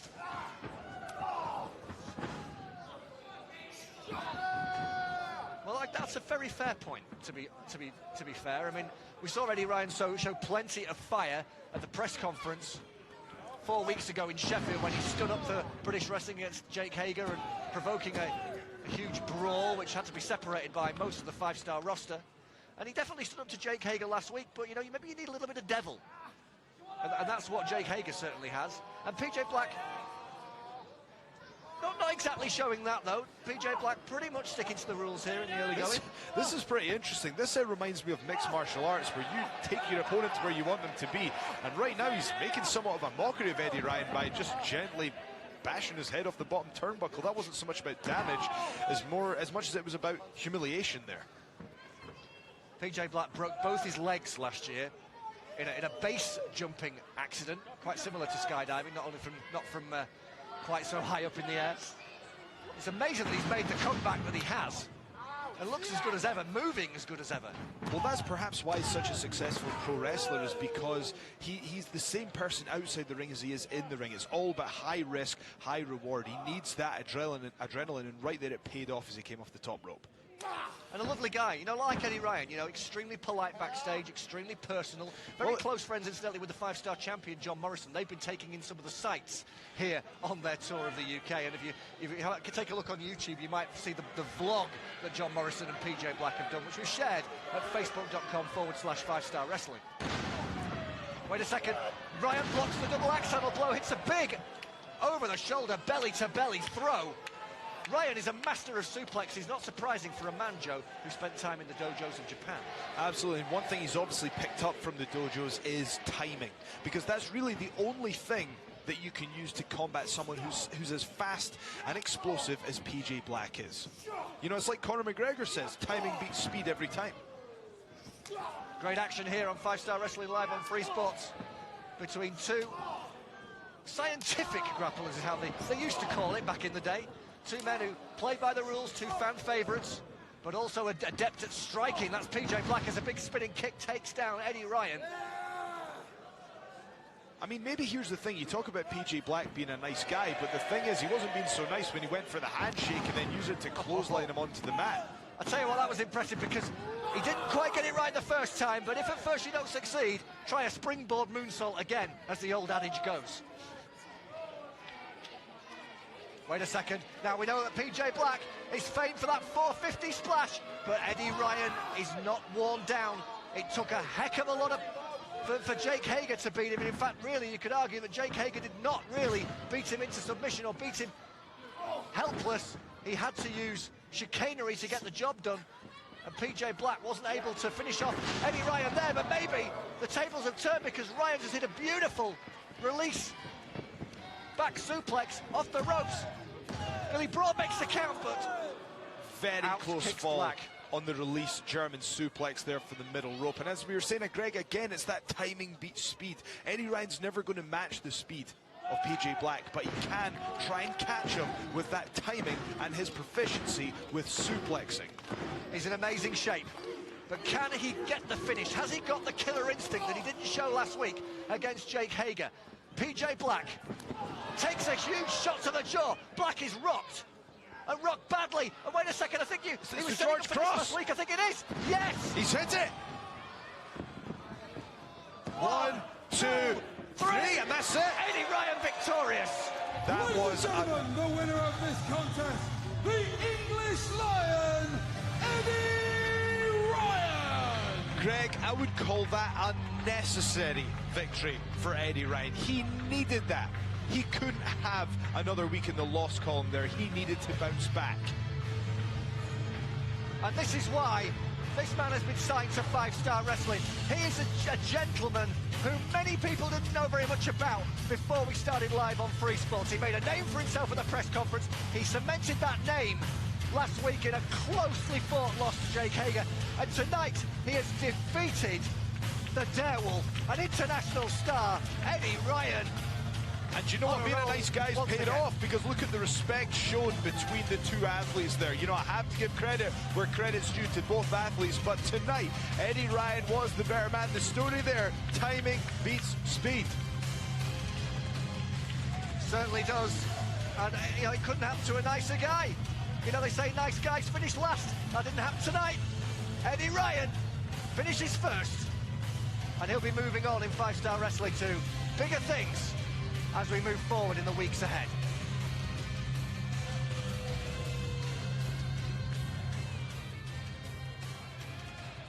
So, Eddie Ryan victorious over the Darewolf. PJ Black, great win for the English Lion right there. His first in 5-Star Wrestling.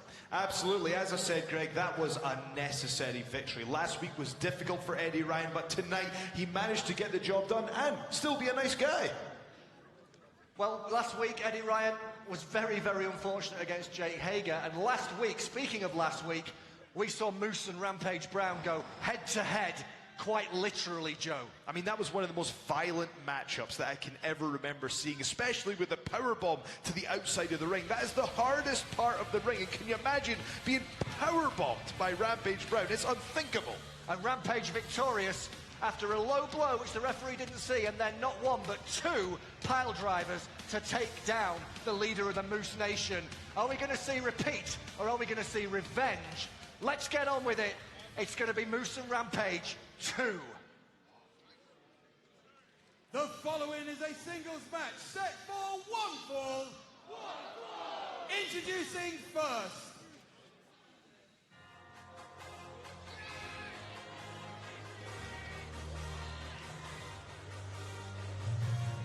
You ready, Greg? I'm always ready. Moose. Oh, I see what you Ladies and mean. gentlemen, making his way to the ring, this is Moose.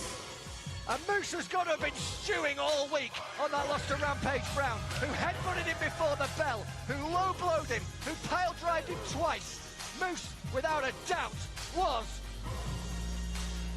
surprised and blindsided. Oh, speaking of blindsiding, Rampage Brown from behind, once again, cheap-shotting Moose before the bell rings, this time outside the ring. Oh, and there's that head again. The head, which took so much punishment last week.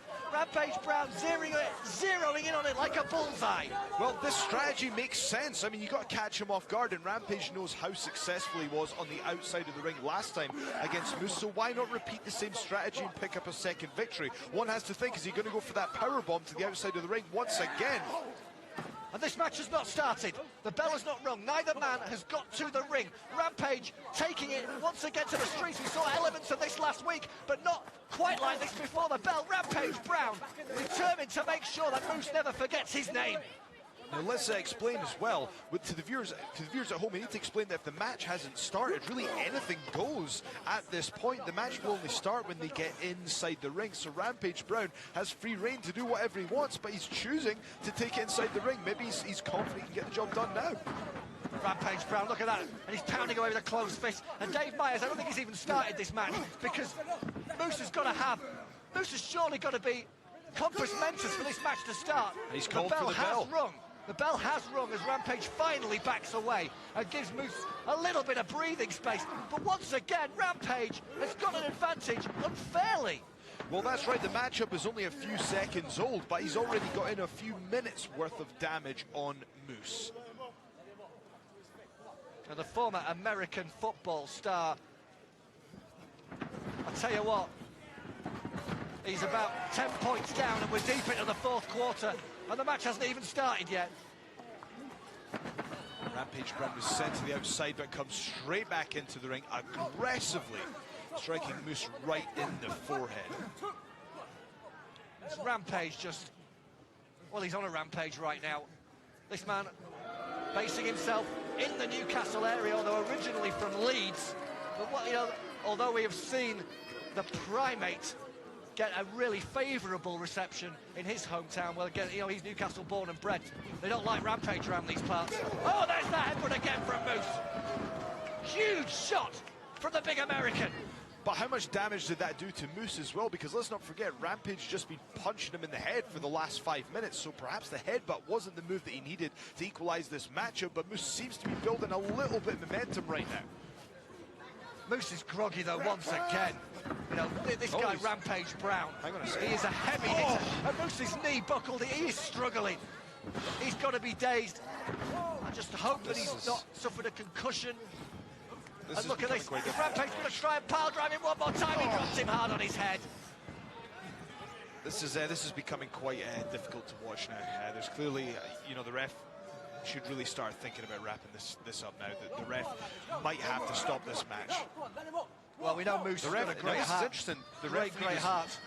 The referee would not count the pinfall there. I've never really seen this in a professional wrestling match before. Surely if he's not willing to count the pinfall, the match has to be over. Referee, I mean, the ref, surely, if the referee is not willing to count the pinfall, then this match should be over. Greg, do you agree or not?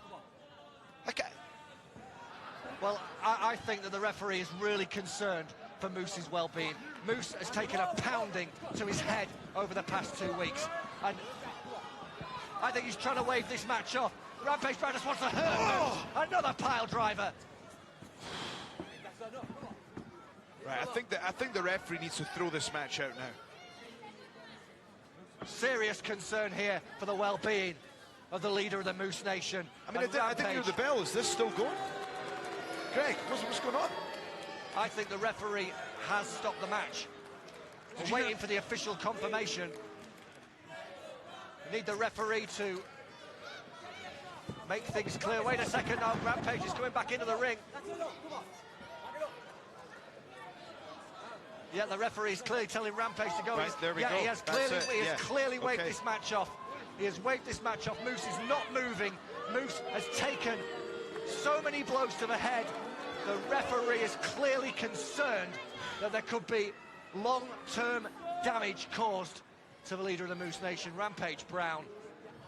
Well, I don't understand. I don't get why Rampage Brown I don't get either. We has did to not, behave we like did that. not need that. We did not need that. It was clear that the matchup should have been over, and we got about another minute of damage to Moose that did not need to happen. You know, that was very, you know, that's upset me. As an in-ring competitor myself, Greg, you never want to see that. When a match is over, it's over. If the ref wasn't willing to make the count, the you throw it out. referee has declared this a no contest.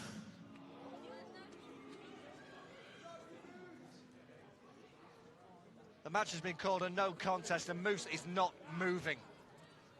So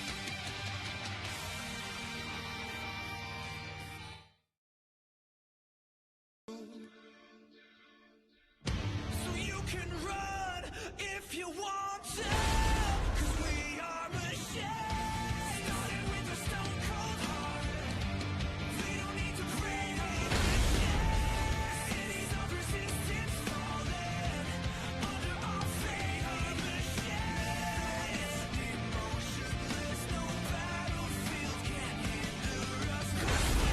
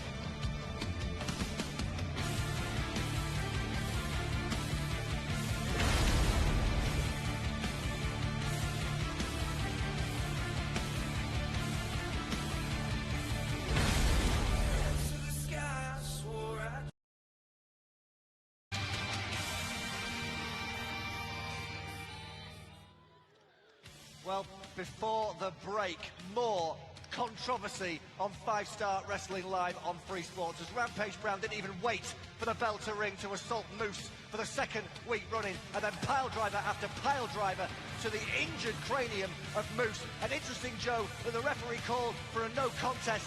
Usually when you stop the match, you award it in favour of the man who is standing tall. The other guy who's incapacitated has lost He was obviously so irate with the actions of Rampage Brown, he didn't feel he deserved to win that match. Called it a no contest. Greg, I'm not sure I agree with that. I mean, we all appreciate hard-hitting action, but no one wants to see a superstar injured in the ring, and that's my concern with that. That went on longer than it needed to go. If he wasn't willing to make the pin, then he should have thrown in the match straight away. This personal issue between Moose and Rampage Brown isn't going to go away. We need to go backstage with SoCal Val, see if we can get a word with one of the combatants.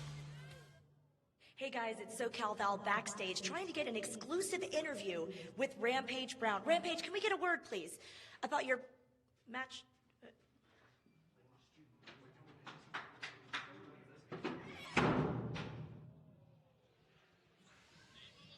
Did you see who was behind that door then when Rampage walked in? Well, I wasn't really paying attention to that. I was trying to focus on the interview, or lack thereof.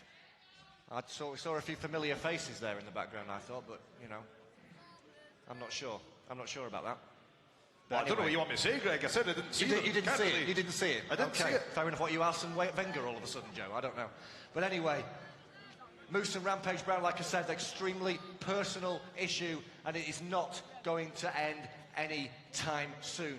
We're going to go back to the tag team division here in 5-Star Wrestling with our next contest. Let's go back to the man with the mic, Steve Linsky. The following is a tag team match set for one fall. Introducing first.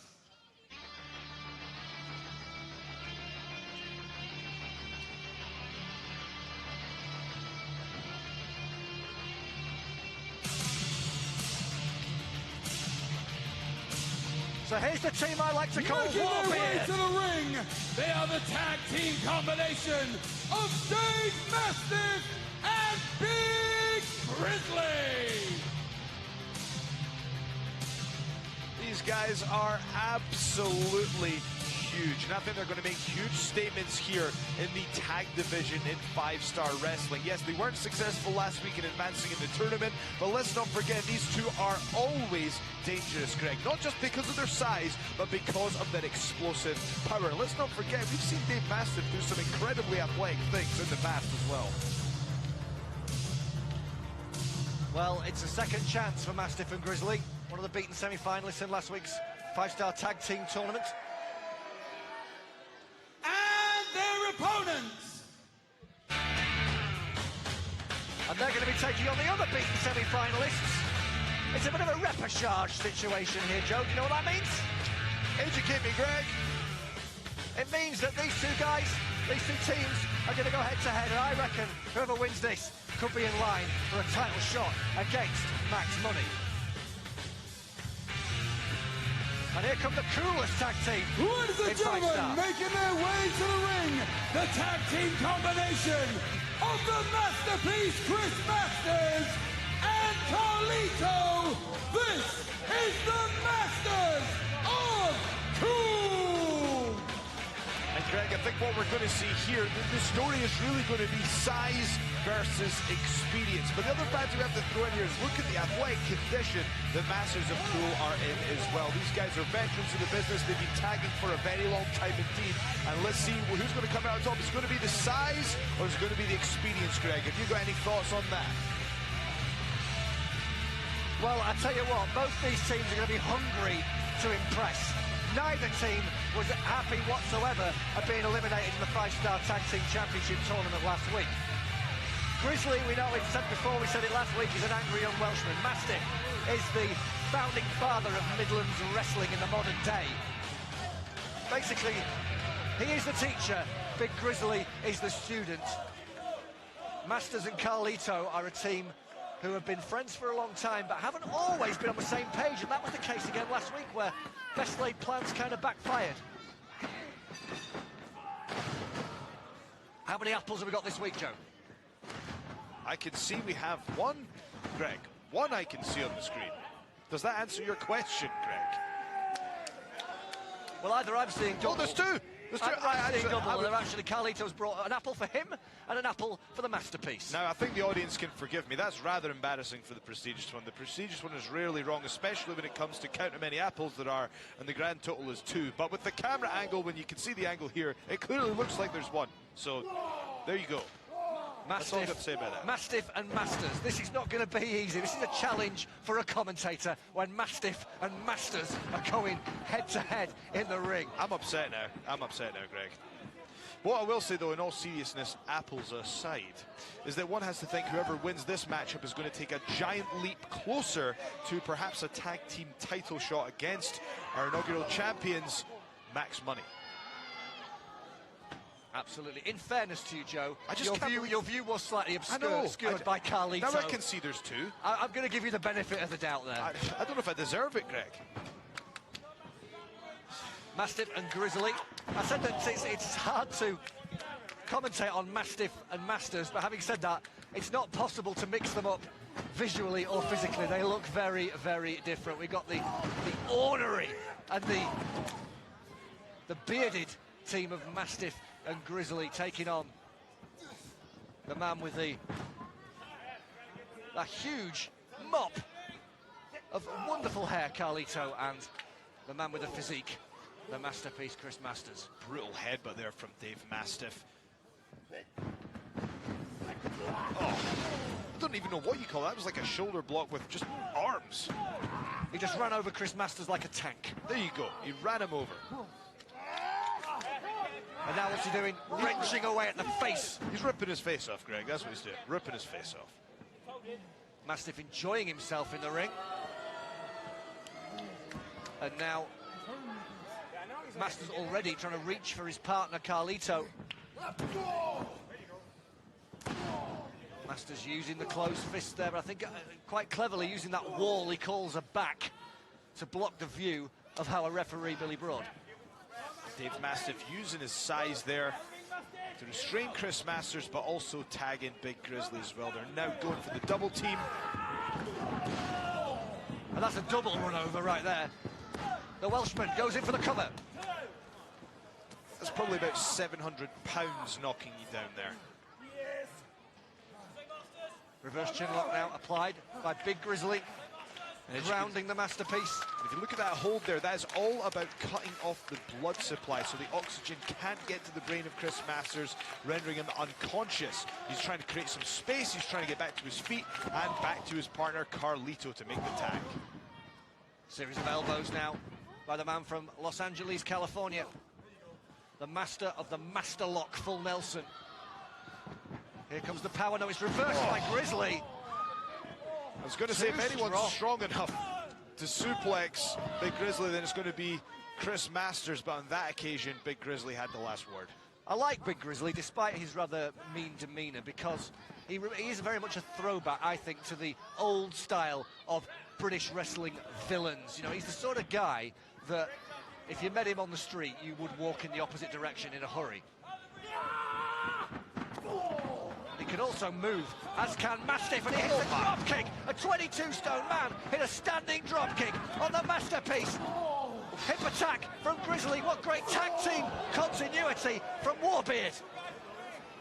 Oof. Mastiff moving in for the cover, hooks the leg. Carlito for the first time into the ring. He's seen enough. Masters is taking all the punishment in this match, and Carlito is completely fresh, but Masters is right the way across the other side of the ring. Can't make the tag. A lesser man would no longer be alive after Dave Mastiff flipping onto them like that in the corner. That was something else, Greg. Well, it's unbelievable agility from the man, the bruiser from the Black Country. And now really trying to dissect Chris Masters' meaty forearm to the small of the back. And Mastiff has just had that big smile on his face right the way through that match. He has oozed confidence. He has not been intimidated in the slightest by the reputation of the Masters of Cool. This is Dave Mastiff's house this evening. And basically, Mastiff and Masters have been locked out.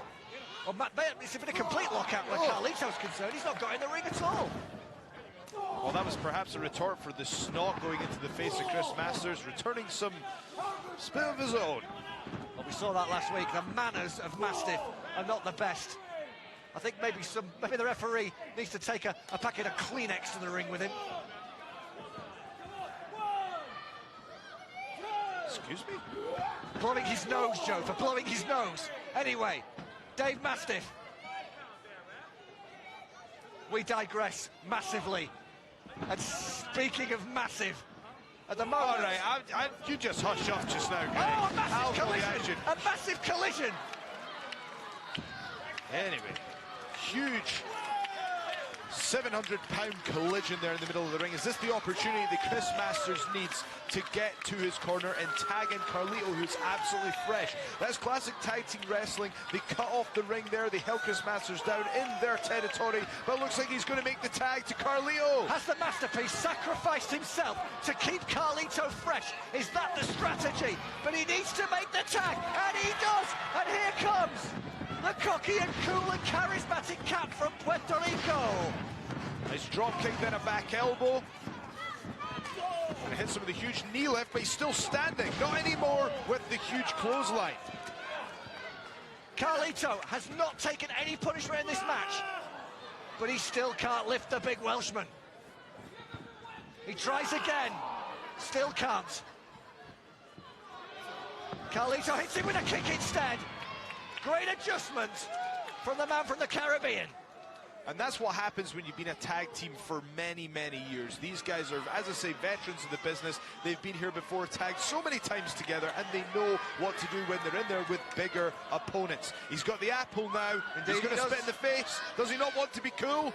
Well, we've seen Mastiff snorting in the face. Carlito wants to spit that apple in somebody's face. Mastiff saw it coming. And he ends up getting ejected. Grizzly's got him upon his shoulders.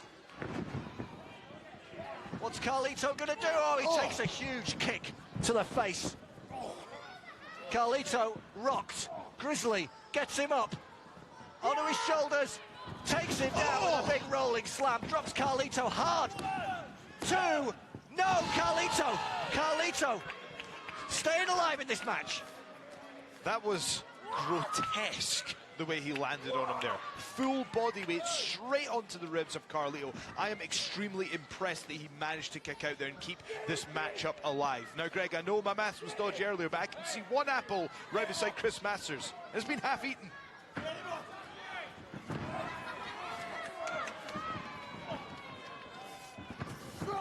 Oh, there we go. Chris Masters gets Big Grizzly with a mouthful of apple straight into the backstabber. 1, 2, 3. And this week, the apple a day keeps Ladies moving and away. gentlemen, the winners of this contest, the Masters of Cool! And there, Greg, the experience factor outweighed, well, the weight, if you will. The weight difference that they had to go up against there with the huge Big Grizzly and Dave Mastiff. The veterans are standing tall in the ring. They've taken, as we say, one giant leap towards perhaps a tag team championship title shot. I mean, that has to be in their mindset. They're going to want to get their shot against Max Money to try and become, well, the second 5-star wrestling tag team champions. Okay, so Masters of Cool back in contention for the titles. And I believe we're going to go backstage. Well, there's something happening. A commotion.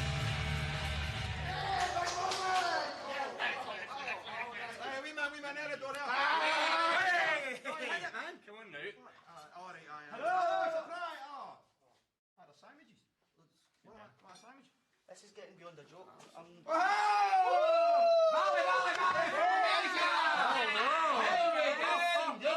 What's happening with you? Hi. Did you ever come up with a team name, by the way? Oh, yes, we did. Yes, we did. Oh, okay. Are you ready? Pure dead. Brilliant. Pure dead. Brilliant. Bang, bang, bang. Ah, he's on the airport and that. The what? What? Never mind. Anyway, hey, Valley, how about it? Why, just like I'm swatching you, why don't you swatch that little bit of paper and tell us who we're smashing and what time? Tonight? Yeah, tonight. You guys Newcastle, yeah, let's do it. You guys aren't on the show tonight. We're not on the show tonight! Are you dead on the show tonight? This is the same we think they're good here, and the best party on the ground! I'm not here tonight! Not here! Alright, sweetheart, what Lou's saying is we've done everything that you've asked us. We've come up with a cool team name. We've been here on time. We've done everything. My granny's even missing the bingo to watch us on the telly. And now you're telling us that we're not on it. You know what, Val? You know what? Shame on you. I hate you! Do you know what? I hate you! He's right, and he's right. Everything they say is right, and I didn't want to have to do this. I didn't want to have to resort to this. But no, don't know me. No, there's a time comes. A time comes where you play there for the motherland. You play there for Scotland. That's it. We're getting the crackies. Let's go. See you later, Yankee. Oh, you did, Yankee. Let's do this. This is on you, Hen. This is on you.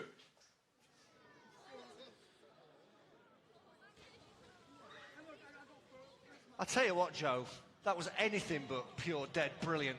I mean, how dare Kid Fight, Krieger and Luke King Sharp treat SoCal Val that way? Well, I'll translate for you because I'm from Scotland myself as well. And basically, the gist of it was they're not happy with the way things are going. They're not on the show. Well, they're not on the show. They're not on the show. I They feel keep bad turning for up SoCal Val, but second they've week got a running. point, Greg. They've got a point. What are they supposed to do? Well, there's ways and means of going about it, and I don't think the Glasgow gang are really going about it the right way. We'll talk about things that are on the show, and we'll talk about one of our huge matches still to come here tonight. We are going to see Mark Haskins from Great Britain defend the 5-Star Wrestling Tap or Snap Championship he won last week in a submission-only match against a man not known for submission wrestling. He's known for high flying. How will Rey Mysterio cope out of his comfort zone? Well, Greg, as I said, this was the dream match that I didn't know I needed. But tonight's Mark Haskins, as you say, defending the Tap or Snap Championship against the Master of the 619. Can he adapt to the submission-based style? It's going to be fascinating. It's going to be exciting. 5-Star Wrestling live on Free Sports continues. Searching for a better life. They would take us far from home, far from all the things we know. Used to feel my body shake. I won't break another bone. We ran out of luck, I know. Now we're indestructible. There's nothing more you can do. Run if you want to, 'cause we are machines. Started with the stone cold heart. We don't need to create a machine. Cities of resistance falling under our feet. Our machines. Emotionless, no battlefield can hinder us, 'cause we are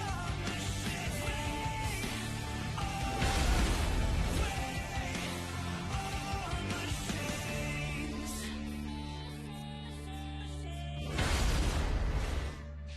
Remember the way we used to feel before we were made from steel. We will take the field again, an army of 1,000 men. It's time to rise up, we're breaking through. Now that we've been improved, everything has been restored. I'm ready for the art of war. There's nothing more you can do. So you can run if you want to, 'cause we are machines. Starting with a stone cold heart. We don't need to create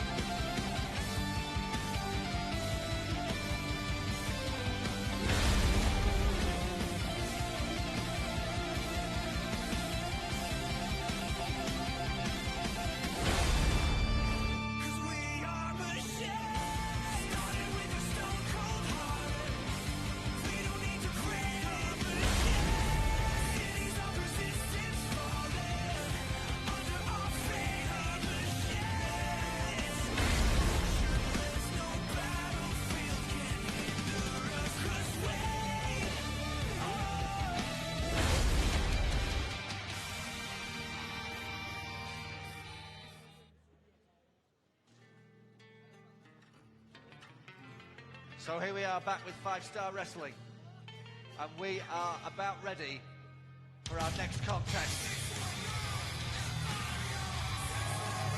And here he is. Ladies and gentlemen, I have just been informed this match has the rules changed. It will now be a singles match set for one fall. Introducing first,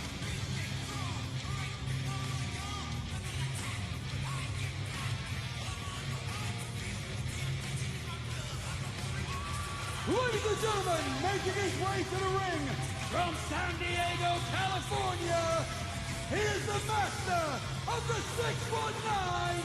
This is Rey Mysterio. And Greg, here comes the master of the 619, one of the biggest, most relevant stars in professional wrestling today, and quite frankly, of all time. But did you hear, Greg, there's been a change in circumstance. It just happened in the commercial break. We got the whisper in the ear that this match is now non-title. We are trying to get a little bit more information as to why that is the case, but it will be Mark Haskins versus Rey Mysterio, but the Tap or Snap Championship is now not on the line. That's right, folks. We will bring you the information as when we get it. But it's an interesting change in circumstance. Now, this completely changes the complexion of the matchup. As we were talking about, Mark Haskins is a submission specialist, and that was basically the only key to victories, to make your opponent tap or snap. Whereas now, we're talking about a straight singles matchup, which surely tilts it back in the favor of Rey Mysterio. And his opponent,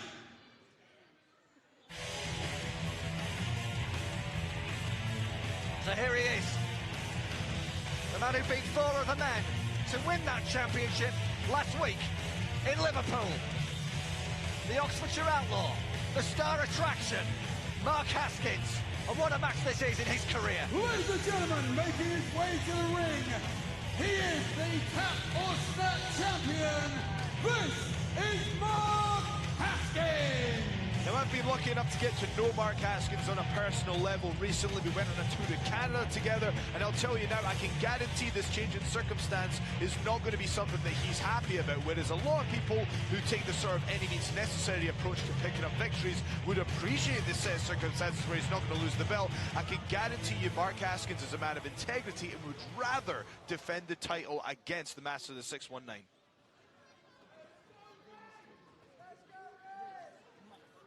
So we're going to try and get you the new story there on why this match is now non-title. Really interesting development here at 5 Star Wrestling Live on Free Sports. And you have to wonder who made that decision. We will find out. There's no doubt about it. It's an interesting development. But it also means that is there a bit less pressure on Mark Haskins going into this match against such a huge name opponent? Well, as I said, this can really throw a spanner in the works because he's been preparing for a submission-based outcome. So that completely changes the training and the preparation, which you can never take lightly against, you know, one of the best ever, really, in Rey Mysterio. And now the rules have been changed completely, well, let's be honest, in the favor of Rey Mysterio, because Rey Mysterio isn't known as a submission specialist. So now it's going to be a much more favorable situation for Rey Mysterio. It certainly is going to be a more favourable situation for Rey Mysterio. That's what I find interesting. But Mark Haskins straight away going for the armbar there, perhaps making a statement. Very aggressive, isolating the arm there, perhaps sending a message to management that he wants to put the title on the line. And in his mind, this is a tap or snap finish anyway. Well, it would have benefited Haskins if it was a submission match. Absolutely. There's no two ways about it. I can't imagine the decision to make this match non-title was anything to do with the Tap or Snap champion. But, you know, we don't know what happened, so we probably best concentrate on the match, which is in progress, because it's still, you know, whether the rules are you win by submission or whether the rules are you can win by pinfall, submission, count-out or disqualification, which is now what the case is. It's still a dream match for a lot of die-hard wrestling fans around the world. Haskins is one of the most naturally gifted performers in the UK, and Mysterio, well, Joe, he's Mysterio. Absolutely. I mean, when you say about Haskins, he's extremely technically proficient. I mean, you just look, there's a real beauty about his offensive maneuvers. And again, it's between these two, I just can't keep up with the action. I mean, it's impossible to call, Greg, because they're both going for these maneuvers at lightning speed, and they're just the calculations they're able to make in their brain at this rate of pace is unbelievable. Setting up for the 619, Haskins gets out the way, using his surroundings to his advantage there. However, never take your eyes off Rey Mysterio as he darts back in the ring and hits the master of the 619 with a huge forearm. Indeed. Mysterio, on a rare occasion here, is in the ring with someone maybe just as nimble as he is. Haskins so quick on his feet, so smooth with his movement, and Mysterio stunned and perhaps slightly thrown off his game. And perhaps it's specifically because, I don't know if you noticed that, Greg, but from Mark Haskins there, that was almost an inverted 619. I'm going to call it the 916. I'm not entirely sure what the Oxford dialing code is. I'm sure somebody will tweet us at 5-Star Wrestling and find out. Although he actually now, born in Oxford, now lives in Malvern, Worcestershire, Mark Haskins. I'm sure there'll be a lot of people from both those places. And this is the great thing about Mark Haskins. When I was talking about there's a beauty to his technique and movement, now he's just changed gears completely and he's going straight after Rey Mysterio with a vicious boot straight to the head. Yeah, just saying, a lot of people from Oxford and Malvern will be tuning in tonight to watch Mark Haskins in this match against the master of the 619, a former world champion, a former Rumble winner, Rey Mysterio. And if Mark Haskins keeps delivering kicks to the head like that, this is going to be a short night indeed. Because if you take away the equilibrium of Rey Mysterio, he can't hit those precision maneuvers out of nowhere. Mark Haskins keeping the fight outside the ring, and in a similar way to Rampage Brown and on Moose, in a similar way to Zach Gibson and Rob Van Dam earlier tonight in the fight outside the ring. And Mysterio having to keep his wits about him, having to use innovation to spin himself out of a predicament and take down Mark Haskins outside the ring. That was a nice head scissor there to get him out of that predicament. Rey Mysterio is back on the higher ground. Seated senton off the ring apron. Mysterio now cooking on gas. It's taken him a while to warm up. Perhaps it was the fact that this week he seems to have left his fire breathers at home, Joe. He has, but I'll tell you what, there was still the fire there when he made the entrance. I felt the heat from here, Greg. Here comes Mysterio. He's dialing it up, but Haskins took out the leg. He took out the leg. Huge kick to the side of the head by Rey Mysterio.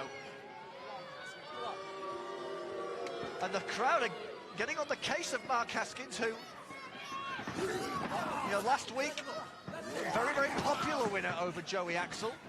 But tonight he's in against Mysterio, and let's face it, the Dalai Lama would probably be the villain against the master of the 619. I was wondering where you were going with that, Greg, but you're right. The Dalai Lama would probably be the villain in that scenario, as much as, you know, he is a fan favorite. I mean, one thing I'm impressed with here with Mark Haskins is the aggression level that he's showing. He's just going straight after Rey Mysterio with this no-nonsense approach, just delivering damage, Greg. That's how I would say delivering damage. Big wrist lock from the star attraction. Oh, face first, Mysterio rebounding right back into the centre of the ring. Such was the impact, and referee Dave Myers so close to coming down for the 3. Just to recap, this is no longer for the Tap or Snap Championship. This is no longer submission only. This is a straight, normal rules, pinfall submission, count on disqualification to win. It is non-title. Now, knowing Mark Haskins a little bit, I suspect, from knowing him and from looking at what I'm seeing right here, that even though this isn't Tap or Snap rules, it's not for the Tap or Snap Championship, Greg, I think he's still going to want to make a statement. I think that he's going to try and pursue the submission finish on Rey Mysterio, because what bigger way could you really make a statement in this business? Are people really going to remember whether the title was on the line if he can make Rey Mysterio tap out, or are they going to remember that here on this day in Newcastle, Mark Haskins defeated Rey Mysterio? Or will Rey Mysterio defeat Mark Haskins? It's like last week he defeated Zach Gibson, albeit by disqualification. It is another dream match between one of the big name international superstars and one of our very own. And Haskins is more than holding his own right now. Absolutely, and did you see there, Greg, when he went for the cover, he had that forearm pressed right across the face of Rey Mysterio, which is just plain uncomfortable. Huge uppercut Gets called a European uppercut. On the other side of the pond, we don't call it that here because we're already in Europe. It's an uppercut. Big reversal by Mysterio. He's only a little guy, but this guy's in such great shape at the moment. He has really got himself in shape for this 5-Star Wrestling live on Free Sports series here. I don't think I've seen him move so quickly in years, and he needs to, because Haskins has been poetry in motion so far. Oh, so fast to cut him off one more time. The speed of this man. And let's not take away from the damage that can do. Just if you notice, I mean, that can be as much damage as a low blow. That can be pretty. I'm trying to choose my words carefully here about where that did damage to, but that's going to be pretty painful until the end of the rest of the matchup here, Greg. Oh, he went in for a big dive in the corner, but he cracked his fist on the 5-star middle turnbuckle pad. Mysterio with a big seated senton off the top rope, and look how he's so quickly back into position. A big dive off the middle rope, 1-2. Haskins kicks out. I mean, the fluidity of movement for Rey Mysterio is unbelievable. Like you say, not only has he been one of the best in the world, but he's still as good as he ever was. And he's proven it against this young talent like Mark Haskins. Oh, that's trademark Mysterio rolling out into the kick to the head, and Haskins gets the shoulder off the mat. Last possible second. The tap or snap champion is staying in there with an all-time great, surefire future Hall of Famer. And let's not forget, Greg, that Rey Mysterio was in the Royal Rumble a mere 2 weeks ago. As we said, that's never been done before, where we've had someone have an amazing performance in the Royal Rumble and show up on British TV to wrestle immediately after. But that's what we've got here in 5-Star Wrestling. We've got the absolute best wrestling talent in the world, bar none. Oh, look at the way he rolled through, and he got Haskins, he got Mysterio to his shoulder, hits the Death Valley driver. 1-2. Oh! Mysterio kicks out. That was absolutely beautiful from Mark Haskins. The way he rolled through and he picked Mysterio up onto his shoulders in one motion and then dropped him on the masked head was absolutely fantastic. The reason I liked it is he used momentum rather than brute strength to effectively pick his opponent up with minimal effort and deliver that move. That's a veteran move there, where you can basically pick up your opponent in that fashion without depleting the gas tank to do it. He's trying to just brutally pin down the shoulders of Rey Mysterio right now, who is quite rightly bridging up. Oh, Mysterio's caught him. Now this is interesting. You don't usually see Rey Mysterio go for submission moves, but this is a guillotine choke. Again, similar to what we've seen earlier in the night with the neck chokes, where basically you close the gap, but Mark Haskins has certainly opened it there, slamming him to the mat. Oh, and he's rolled him into the snap trap. The snap trap armbar, we saw him employ this last week on Joey Axel, and then he transitioned into the sharpshooter and made the Australian tap out and became the champ. And look at the angle on that, it's ripping tendons and ligaments. Surely Rey Mysterio has to call it a night here. And don't forget, last week Zach Gibson was working on that arm, trying to set it up for the Shankly Gates. It may be weakened. It was a week ago, but it may be weakened. Haskins, Mysterio floats all the way around the world and hits the DDT, and he needed to. That was a perfectly placed spike DDT there, right on Mark Haskins' head. And that's a veteran move, really, to deliver that and just cut off your opponent's momentum right there and then. Very impressive from Rey Mysterio, who's bought himself some time to get back on top. This is an awesome match, and it's live on British television. It's Rey Mysterio versus Mark Haskins, and it is anybody's game right now. It may no longer be for the Tap or Snap Championship, but we have seen both men employ submission holds nonetheless, because a submission will very much do when it comes for getting one in the win column. And Haskins has been surprised by the fact that Mysterio was able to bring out that guillotine choke. Not something we see him employ all that often. Here we're seeing some vicious strikes between the two competitors right now. We'll see who's going to come out on top. Oh, big enziguri from Mysterio, and Haskins falls across the middle rope. Can Mysterio get himself back on his feet? He can, not moving quite so quickly as before, and Haskins was able to avoid.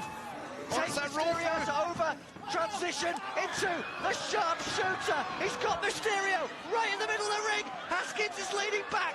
He's leading back. Mysterio's back is contorted. Can Haskins make Rey Mysterio tap? As you see, Mysterio back onto his back, trying to fight out of it. It was right there in the center of the ring, but Rey Mysterio has managed to break himself free. But Mark Haskins still has a hold of it, but he's been set up once again for the 619. Mysterio's moving gingerly, but he still is the 619, and the Metro Radio Arena in Newcastle comes alive. Oh no, not Rampage Brown, not Rampage Brown.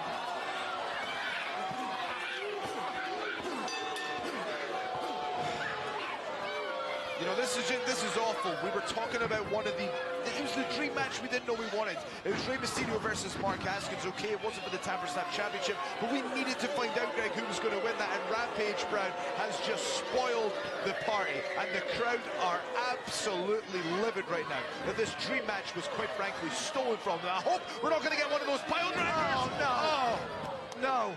Rampage Brown has destroyed Moose, and he has destroyed Rey Mysterio. Ladies and gentlemen, the winner via disqualification, Rey Mysterio. I feel sorry for Mark Haskins. This is clearly, well, it appears it's nothing to do with Haskins. He was hanging with Rey Mysterio. What a match, what a performance from the Tap or Snap champion. I feel sorry for both, Greg, because they wanted to know. Mark Haskins wants to know. Look, sorry, Joe, to cut you off. Rampage booting Haskins in the back. This is clearly nothing to do with Haskins. This is all down to Rampage Brown or... Greg, we need to get some order here in 5-Star Wrestling. We need to get some order here. Or is it? Rampage Brown. We're going to go to backstage with SoCal Val as I mull this over and try and join the dots of what we've just seen. Adam Mack said, Charlie Sterling, congratulations, you are our new 5-star tag team champions. What a night. How do you feel? Firstly, Val, how do you feel having two of the finest specimens in professional wrestling today stood right in front of you? The new 5-star wrestling tag team champions, because we beat Ligero and Jody in Newcastle tonight. That's right, Adam. We beat them 1, 2, 3. That's Fleisch and Ligero. Last week we beat Carlito and Masters. 1, 2, 3. That's America. That's England. You can bring Wales. You can bring Scotland. You can bring Ireland. It doesn't matter. Bring them anywhere from the UK and we'll beat them. It's funny that you mentioned the UK because I've just been informed that next week you'll be defending these titles against the UK Hooligans. The UK Hooligans? Yeah. They're coming to 5-star next week and facing us for our titles? Adam, we need to leave. We need to get out of here now. Let's go. Come on, let's get out of here. Come on, let's go. This interview's over.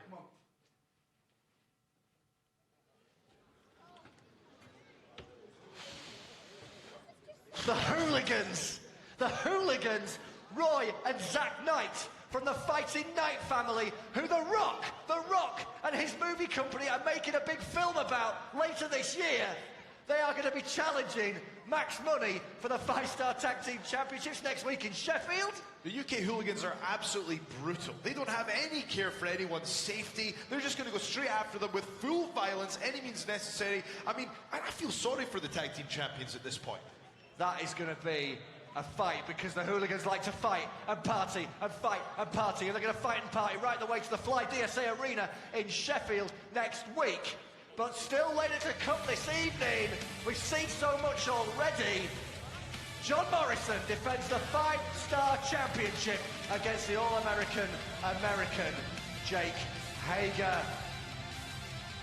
It's a huge dream match, Greg. I can't wait for it. It's going to happen. It's going to happen.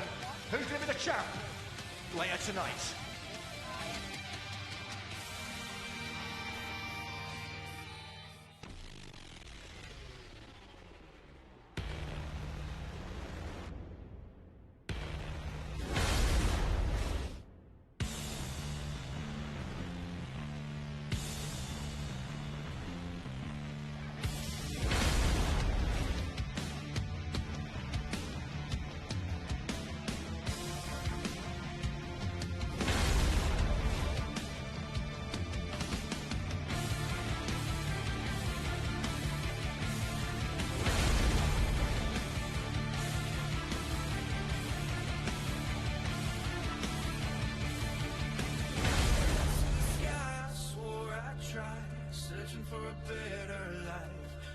take us far from home.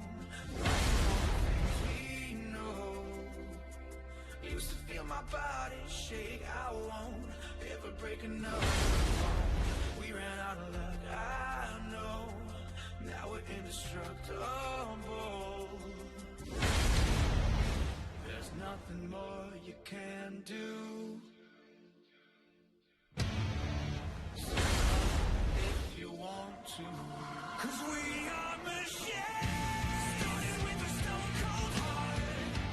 We don't need to create a machine. Cities of resistance falling under our feet. Our machines. Emotionless, no battlefield can hinder us. 'Cause we are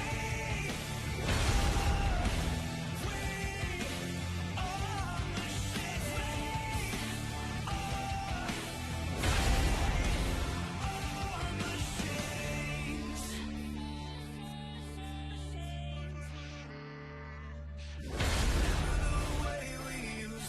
Before we were made from steel, we will take a field again. Army of 1,000 men. It's time to rise up, we're breaking through. Now we've been improved, everything has been restored. I'm ready for the art of war. There's nothing more you can do.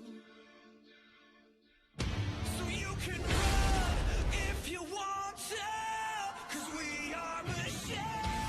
Started with a stone cold heart. We don't need to create a machine.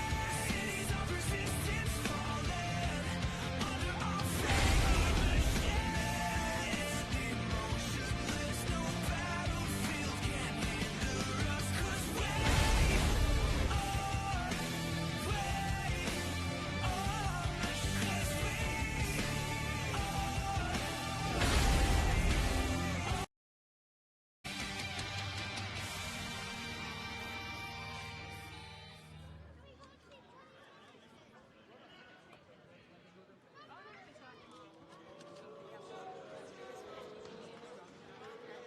Well,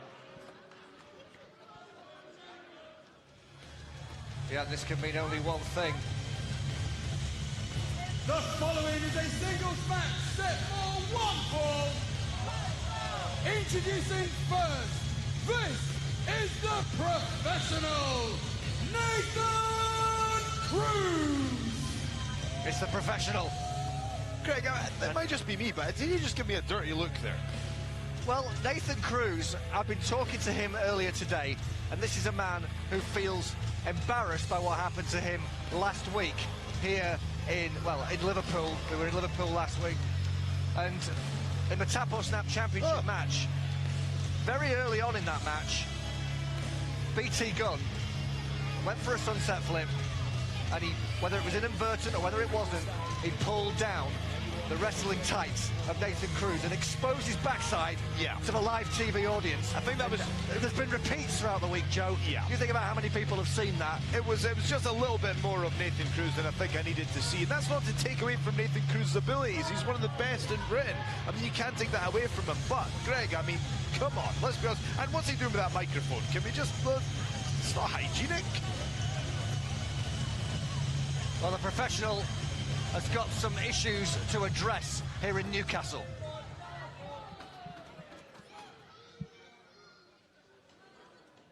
Last week, I was the first professional wrestler to walk out on 5-Star Wrestling's debut show.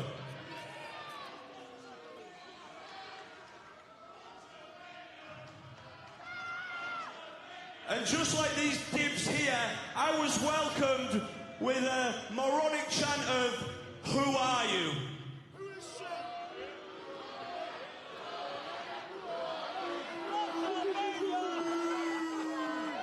I am the professional Nathan Cruz.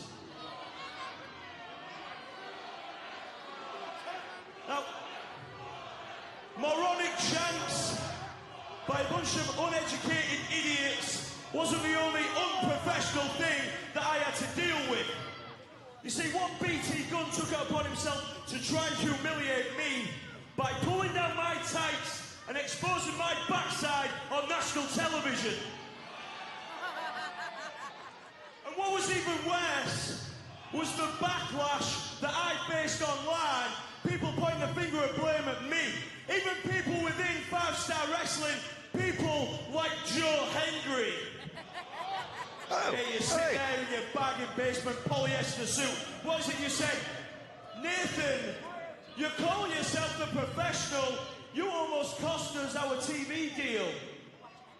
You did say that. The finger of blame was directly at BT Gunn, but oh no, it couldn't have been your pal. Oh, not my wee pal, BT Gunn, oh no. Maybe if I'd flashed up my kilt, it'd been alright, is that it? For all you snowflakes with the Twitter Joe account, Hendry on his feet here. I was just looking for an excuse to try and bury this promotion. How dare you use me as that scapegoat, saying that Nathan Cruz only cares about his payday. Now, you might have one thing correct. I do care about my payday, because 5-Star Wrestling are paying me a hefty sum of money. And I want to continue making that money, so the last thing I would want is for this promotion to go under. So tonight, I'm going to earn my next big payday by getting BT Gunn in this ring, humiliating him in front of all of you, the little people, in front of his friend Joe Hendry, and in front of thousands of people watching at home.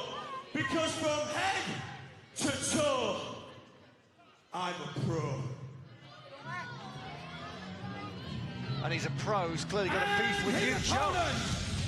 I'm shocked, Greg. I was merely calling what I was seeing, which quite frankly I didn't want to see, which was his bare, excuse my language, buttocks on television, which I didn't have to see. That was imposed upon me, and I was just to the ring from Scotland.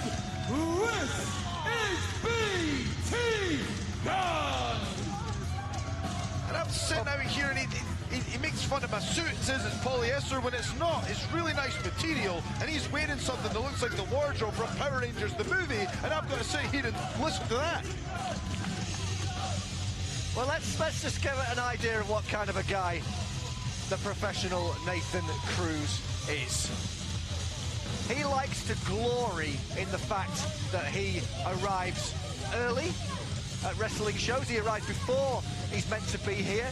He's always in the production truck, talking to the production guys, trying to make sure the lighting is right, trying to make sure the sound is right, trying to make sure his entrance is all about him. Greg, sorry to cut you off. This just in. We are going to take all the world champions of the world, strip them of the title, and award all the belts to Nathan Cruz because he got to the venue early. Well, this is why he calls himself a professional. He believes that he has attention to detail. He believes that he takes pride in his work. That's not professional. And to have his derriere exposed on national television, that doesn't sit well with a man who believes that he is an example to everybody. And did you see Nathan Cruz on Twitter this week defending 5-Star Wrestling as well? I guess also he feels that's part of his professionalism to be I suppose, a company man. Well, what was he saying, Greg? Well, I don't know, there was one or two fans who were saying a few things about 5-Star Wrestling this week, and Nathan Cruz took it upon himself to put them straight. Oh, straight back to the professional derriere, let's call it. Oh, no, I shouldn't say that. Let's talk about BT Gunn, though. BT Gunn last week is the man who was really impressive in that Tap or Snap Championship match, came so close to getting into the final two. And had he been one-on-one with Haskins, it could have been really interesting.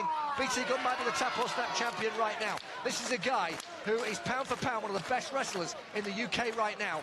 And Nathan Cruz is perhaps thinking too much about, I don't know, things that maybe aren't going to help him to stay focused and concentrated on defeating the Scotsman. Oh, what a crossbody off the top from BT Gunn. Hooks the leg. Nathan Cruz shooting out. I mean, here's the thing, all jokes aside, if he's worried about me rather than BT Gunn, he's going to have problems because, you know, we know that Nathan Cruz is one of the best in Britain. Look, I'm professional enough to say that, but so is BT Gunn, and he can't be focused on the prestigious one over here while he's getting punched in the puss. Huge series of right hands. Referee again showing a lot of slack there, letting that go. Close fists. BT Gunn setting up for a big right hand. He catches him, and there you go. And I think perhaps again the referee's view was blocked, and he definitely warned him on that one. 1-2. Nathan Cruz scooting out at the last possible second.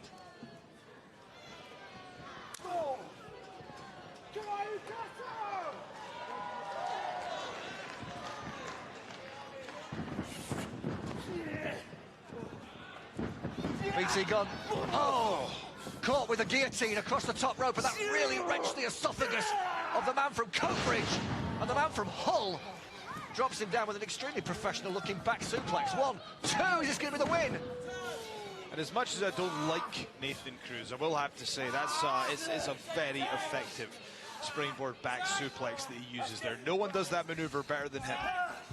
That pains me to say that, Greg, but it's true. And now he's just wrenching on the neck of BT Gunn.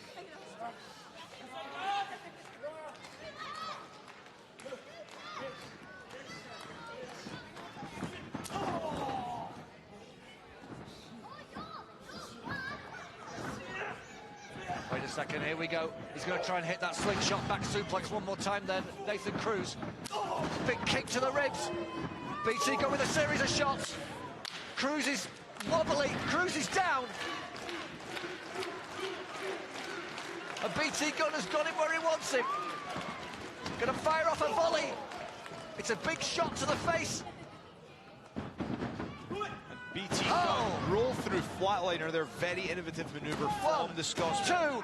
Cruz though out of it. Cruz may be a big talker, but he's a big talent as well. And I think perhaps if he focused more on the right things, this guy could go far in 5-star wrestling. But you know, you can't fault his professionalism. I can fault his professionalism. He's whinging at me. At me. What have I ever done?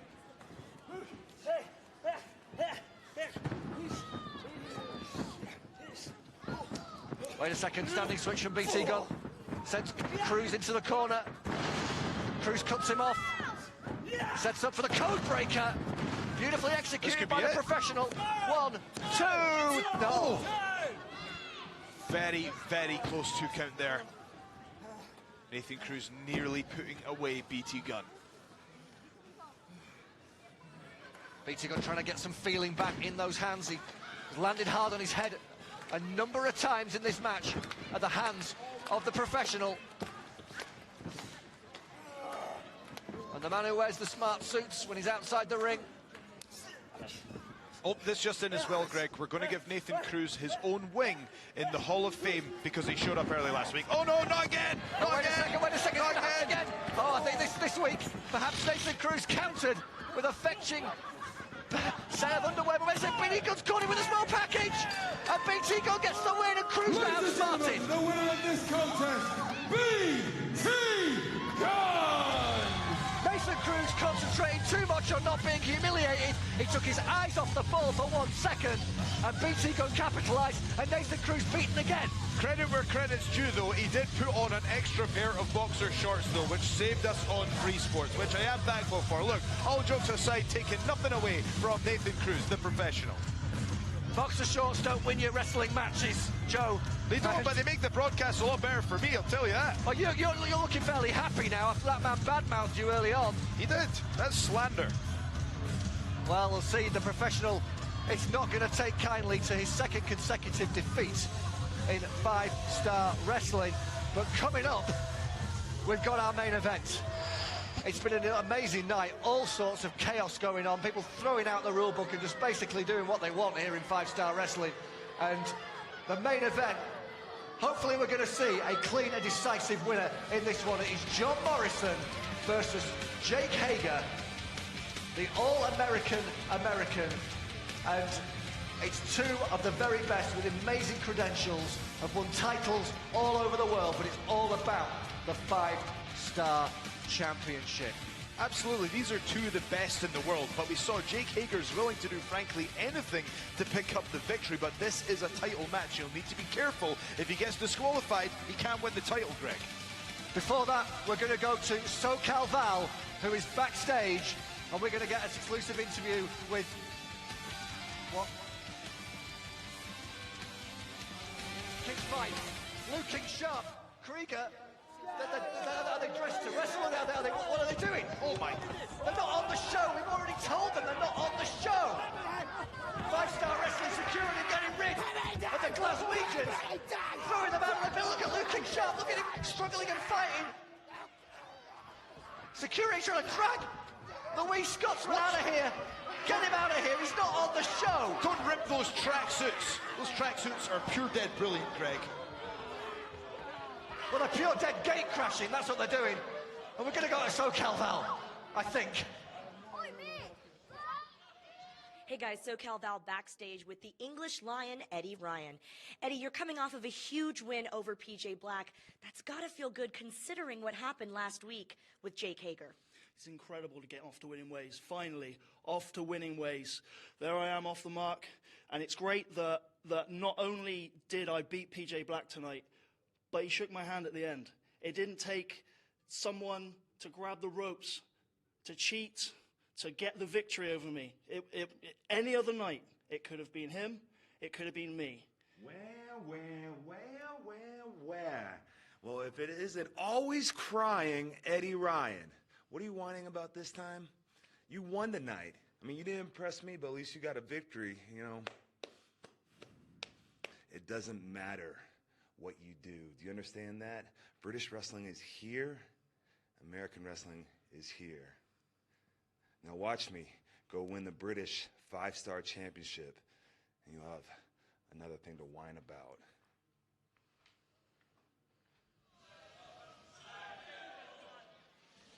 The issue between Eddie Ryan and Jake Hager will not go away, and we will see if the All-American American back up his big talk after the break. 5-star championship on the line.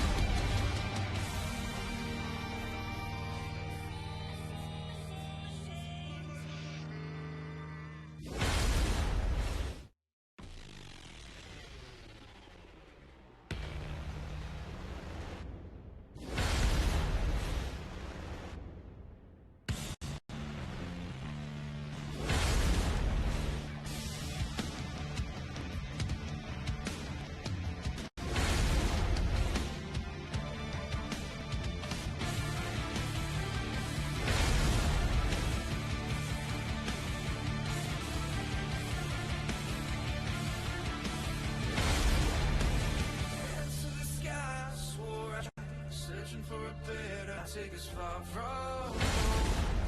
from all the things we know. Used to feel my body shake. I won't break another bone. We ran out of luck, I know. Now we're indestructible. There's nothing more you can do. Run if you want to. 'Cause we are machines. Started with a stone cold heart.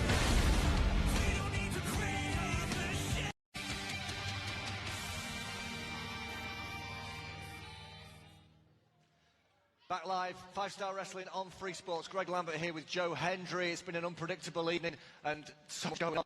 And had Red here this evening. Rampage Brett taking out Moose, wrecking absolutely amazing match with Mark Haskins. And it's going to happen next week. There's some wrecking because it's just been in the Arena at Sheffield. It will be Rampage Raymond one-on-one. And we need to get here in 5 Star, so we can have this rematch. I wanted to see that. That was Markins versus Mysterio when it got interrupted. We need to get some order, so hopefully Mysterio can get some retribution there. Absolutely. It's going to be our main event. 5 Star Championship match. Take it back. The ring. The following is our main event, and it's for Wall. It's for the 5 Star Championship. Introducing first.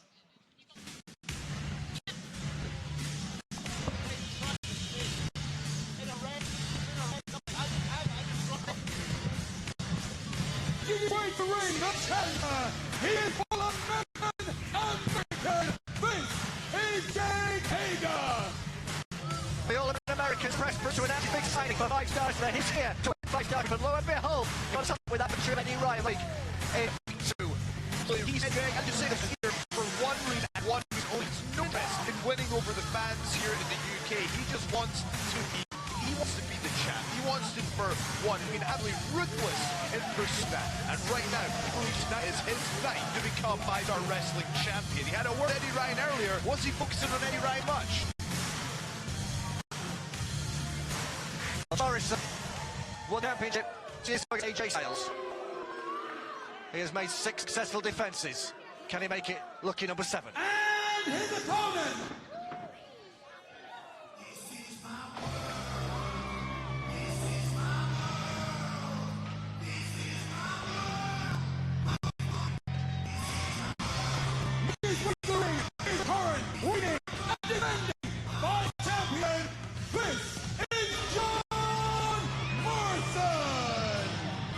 Thursday, I'll do it again. Or will Hager knock him out? Back it up inside the squared circle, Joe. Greg, sorry, I was distracted by the absolutely beautiful 5 Star Wrestling Championship. It's got a really nice gold hue. It's got a gold hue to it. The light's just dancing off it. Just nice, Greg. Just nice.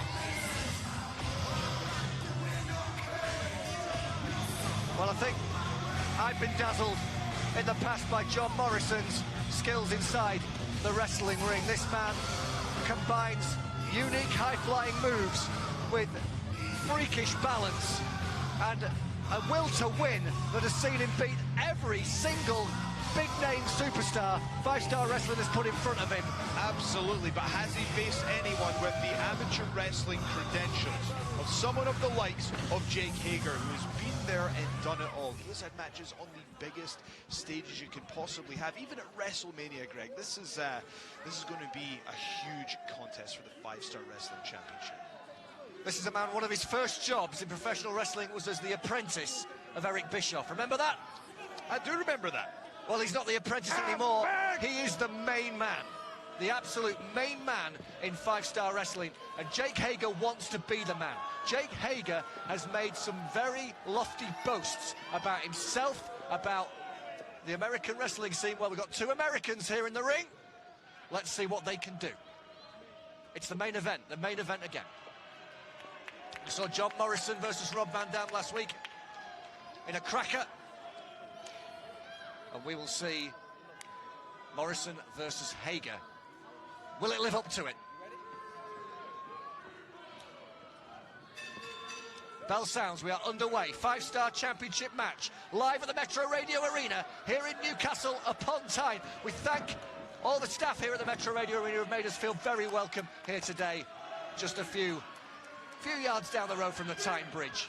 And Greg, can I point out, this match just has, do you feel it, Greg? It has that big match feel to it, doesn't it? This is 2 huge entities here in the world of professional wrestling about to go out for the 5 Star Wrestling Championship. This is what 5 Star Wrestling is all about, getting the very best talent in the world of professional wrestling and seeing who is the best. John Morrison was willing to put that title on the line in a huge tournament. He didn't care. He just wanted to prove he was the best. And but what better way to do that and to retain that status than put away Jake Hager, who's been on an absolute tear in 5 Star Wrestling. I can feel the confidence oozing out of both these men. They are 2 extremely self-confident characters. I mean, with Hager, it borders on arrogance. He, I think, has come to five-star wrestling thinking he's going to roll through everyone.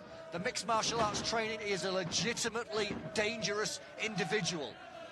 But Morrison, he knows he can get it done in the big match situation. And immediately going to the wrist lock, trying to ground Jake Hager and show a man who is known for his submissions that he can match holds with the big Oklahoman. Well, that's a bold move because, you know, as we know, Jake Hager has, in fact, signed with Bellator as well, going to prove himself not only in the world of professional wrestling, but in the world of mixed martial arts as well. And, you know, what a statement it would be if he could walk away with the five-star wrestling championship and then go in and dominate mixed martial arts as well. He's really looking for world domination here. And, I respect that for Jake Hager because what he's doing is he's coming here, he said what he was going to do, and he's here to do it tonight. But John Morrison is a phenomenal athlete, and there's a reason that he's on top here in five-star wrestling. Well, it's been a great night here, live on Free Sports. British Wrestling, 3 hours of live British Wrestling every week here on Free Sports. Next week will be from Sheffield. We already know 2 matches have been signed. 5-star Tag Team Championship, the new champions Max Money against the UK Hooligans, Roy and Zach Knight. What a match that'll be. And of course, Rey Mysterio versus Rampage Brown, as mentioned just before. But who will be the champion? Who will be the champion going into that event? Will it be Hager? Will it be Morrison? Morrison, at the moment, struggling a little bit with the size of the All-American American. And Jake Hager just choosing to pause a little bit there and do some press-ups just to show how comfortable he is in this big match situation. He does not care for John Morrison, and he's willing to show it there. Oh, but John Morrison's going to have some push-ups of his own. But his are more impressive, Greg. What's Jake Hager going to do now? Burpees. I think Morrison's decided the best thing to do is to try and get inside the head of Hager and try and just put a chink in that confident armour. And now, yeah, without a doubt, Morrison is playing cat and mouse here with the big man, the 6'7" tall, now living in Tampa, Florida. Former University of Oklahoma standout in American football and in amateur wrestling. Big shot to the face. Huge leg lariat from John Morrison there, and a stiff knee to the back as well. Very calm, very collected. He knew just when was the right moment to duck underneath and spring off the ropes into action. Morrison measuring Hager. Taking his time, might be taking too long here, the Thursday Night Delight. Winding up the crowd, getting the crowd behind him. I don't know if you can afford to do this against an athlete like Jake Hager. Really taking his time to measure him. Oh, and then just nailing him with a shot across the top of the head. And this is without a doubt psychological warfare from the champion. Big shot to the face by Morrison. Hooks the leg, 1, 2. I questioned his methods, Greg, but it worked out in the end. Fair play to John Morrison. There's no doubt about it. The Shaman of Sexy is trying to win the mind games against Hager. Because Hager, from day one he walked into five-star wrestling, he's acted like he owns the place. And I think Morrison is doing what he needs to do the only way he knows how. And that is to mess with the head of Hager. Well, let's be honest, whoever is the champion, you know, kind of does own the place. So this is the thing I love about five-star wrestling is we get huge matches every single week. Oh, well, Morrison's boost theme to the song, face every week as well. Excuse me, Joe. Morrison's theme song says, "This is my world." We get the best wrestlers from around the world into five-star wrestling. We don't mind if they're British, if they're American, if they're Mexican. We don't mind if they're from Kuala Lumpur, Malaysia. Everyone's welcome. Ouagadougou, Burkina Faso. We don't mind as long as they're the best. It's not about which flag you hold. It's about whether you can get it done in the ring. And I think there's some people in five-star wrestling would do well to remember that. But anyway, Jake Hager ran over.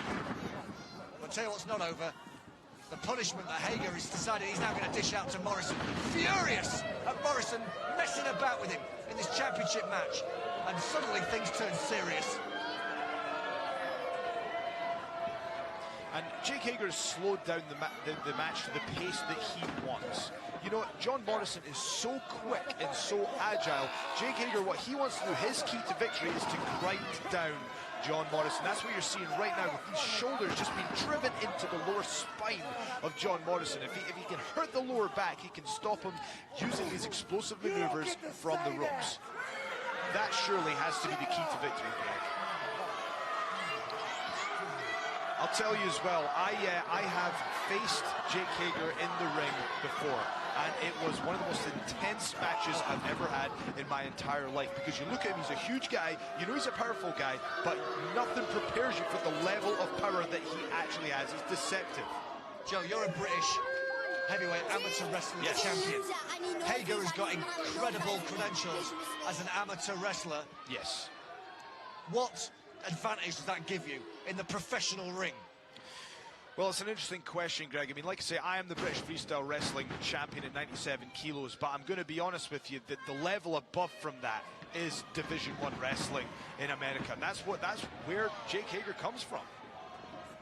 Is an elite level of amateur wrestling, and having those skills is the foundation of professional wrestling as well. What it does, Greg, is it allows you to dictate the pace, it allows you to control your opponent, and that's what he's doing right now. Well, that was a good old-fashioned Greco-Roman shot to the head, which knocked John Morrison off the ring apron to the outside of the ring. Hager is keeping it methodical. This is what he did with Eddie Ryan last week. But we noticed when he couldn't finish off Eddie Ryan, Hager went into his box of tricks. He has got plenty of them. So has Morrison. I've seen this man act like Spider-Man in Battle Royals. I've seen him avoid elimination by jumping from the ring apron onto the crowd barrier and then walk a tightrope and jump back on the ring steps and get back in the ring. His balance is unparalleled in professional wrestling, but you can't balance on the ropes, you can't do any high flying when you're clamped in a reverse chin lock. Absolutely, and look at the technique here. What he's doing here is he's cutting off the blood supply, but also he's kind of wrapped it up and he's holding onto his bicep there. That gives absolutely no space for John Morrison to breathe. The longer we're in this position, the more difficult it is for John Morrison to use his trademark maneuvers later on in the match, because you're right, John Morrison does have unparalleled balance, but he's not going to be able to use that if he can't think and breathe properly. Hager catches him with an DDT. Oh, and he absolutely planted Morrison. Morrison bounced straight back to his feet. He didn't even know where he was. That was on instinct. What a super kick from the champion. That was unbelievable. You have to give credit where credit is due there. He was spiked straight on his head, but had the wherewithal to nip straight up and give him a kick again to give some space. Hopefully he can use that space to kind of wake himself back up, if you will. But right now, both competitors are down. Who's going to be the first to their feet? Jake Hager had all the momentum, but maybe now is the time that John Morrison can take over. Morrison hauling himself upright. Hager also struggling. Both men have taken some hard shots in what has been a very deliberate and very enthralling contest of mind games, which is now cranking it up into a higher gear as Morrison starts to unload. Big forearms coming off the ropes. Morrison is starting to rock Jake Hager to the soles of his boots and trying to set up that moonlight drive, spinning neck breaker. Morrison evades the charge of Hager, uses the middle rope and hits another great shot across the face. And Hager, is he down? Is Morrison going to make it 7 successful championship defenses? No, he's not. That's unbelievable from John Morrison there. You're right, Greg. It is impressive. You have to remind yourself how difficult it is to do the things that he does. He's called the Prince of Parkour for a reason. No one else can do these maneuvers like John Morrison. That's the reason that he's the champion. He's using them right now to ground a much bigger talent. But watch for the roll-up. He was going for Starship Pain, but Hager sneaked in behind and caught him with a roll-up. Hager's still got plenty left in the tank. Morrison knows he's going to have to do a lot more to keep down the All-American American. Here he comes, the heartthrob from Hollywood. Caught with that high angle, belly-to-belly suplex. We saw Hager use this last week on Ryan. It didn't beat Ryan. It didn't beat the champion either. And look, John Morrison is a world-class athlete, so you know I don't want to criticise his approach, but that split second that he looked at the crowd there before he went for that manoeuvre, perhaps that cost him, and that allowed Jake Hager to capitalise and hit that huge slam, catching him in midair. And now Jake Hager just looks ready to destroy.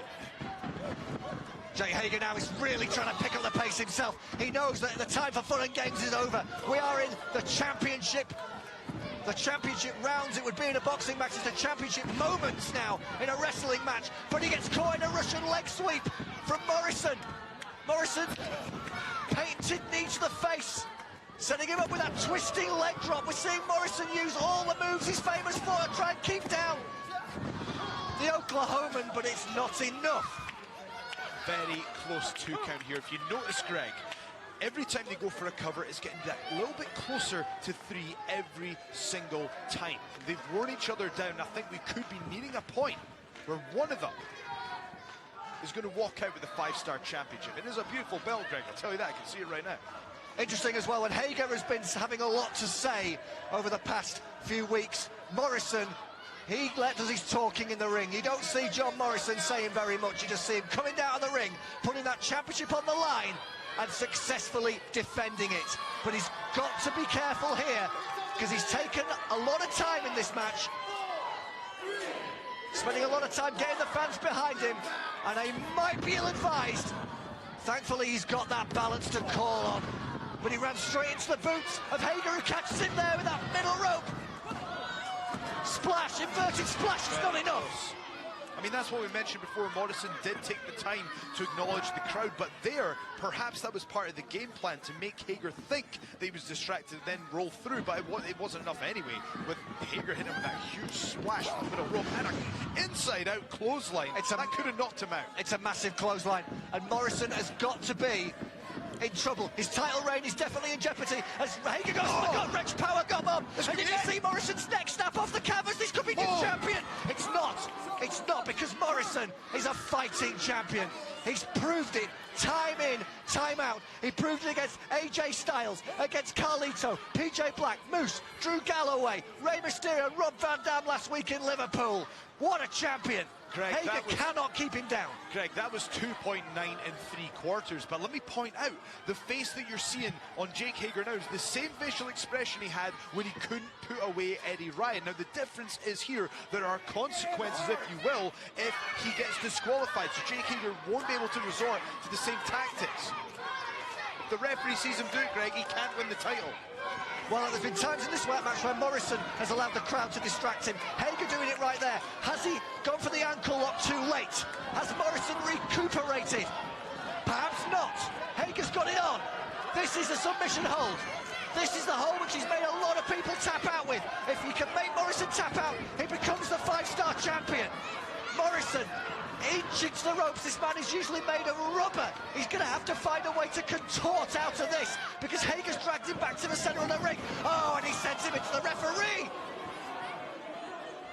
The referee's been squashed in the corner. This is not what you want to see in the middle of a competitive match. Oh, wait a second. Hager moves out of the way and Morrison hits the referee. Hager hits the referee again. The referee's completely down. He's taken 3 shots from 2 really big men. And here we go. We don't have a referee, Greg. We do not have a referee. We need another official out here right now. He's going for Starship Pain. Starship Pain, but there's no referee. There's no referee. Doesn't matter. 1, Morrison's got him caught. 2, 3, 4. Morrison should still be the champion, but Dave Myers is out cold. Oh, wait a second. Wait a second. Not again. And what is Zach Gibson doing here? Was earlier not enough? I thought we'd seen the consequences. Oh, wait a second, there's consequences for Zach Gibson in the way of a super kick from John Morrison. The referee's not seeing any of this. Morrison. Jumping Gibson. Wait a second. Hager's got the 5-star championship belt. Morrison doesn't see it. Oh, and he takes out the... Does he take out the leg? That was absolutely brutal. That was the championship title to the knee of John Morrison. Or was it slightly lower? It was... Oh! And now he's applying the ankle lock on the injured leg. Morrison's in trouble. Morrison's in serious trouble. The referee is back. The referee is back in position. Hager's got the ankle lock on. Morrison's trying to get to the ropes. Morrison desperately reaching for those ropes. He can't force a break. Hager keeps the ankle lock on. Oh, he's tapped. Morrison's tapped. Morrison is tapped. We have a new champion. By submission and new 5-star champion, Jake Hager.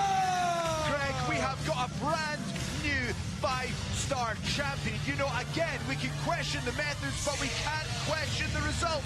Jake Hager came here for one reason and one reason only. He proclaimed he would become the 5-star champion, and now he has realized that. He is holding that beautiful 5-star wrestling championship. He now runs 5-star wrestling. You are looking at the top competitor in our company, Greg.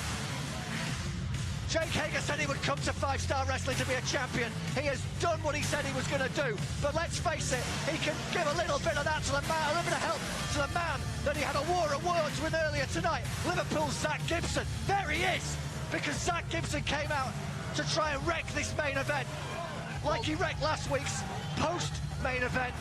I mean, Greg, to play devil's advocate, Zach Gibson, I don't think he actually touched John Morrison. It was more of a distraction. Jake Hager is the champion. Zach Gibson has got his eyeballs on Jake Hager. It is clear that Zach Gibson is still not happy with the situation here in 5-star wrestling. John Morrison, we've got to pay tribute to a great champion. Was he robbed? Quite possibly. Gibson, Hager's the champion. We'll see you next week.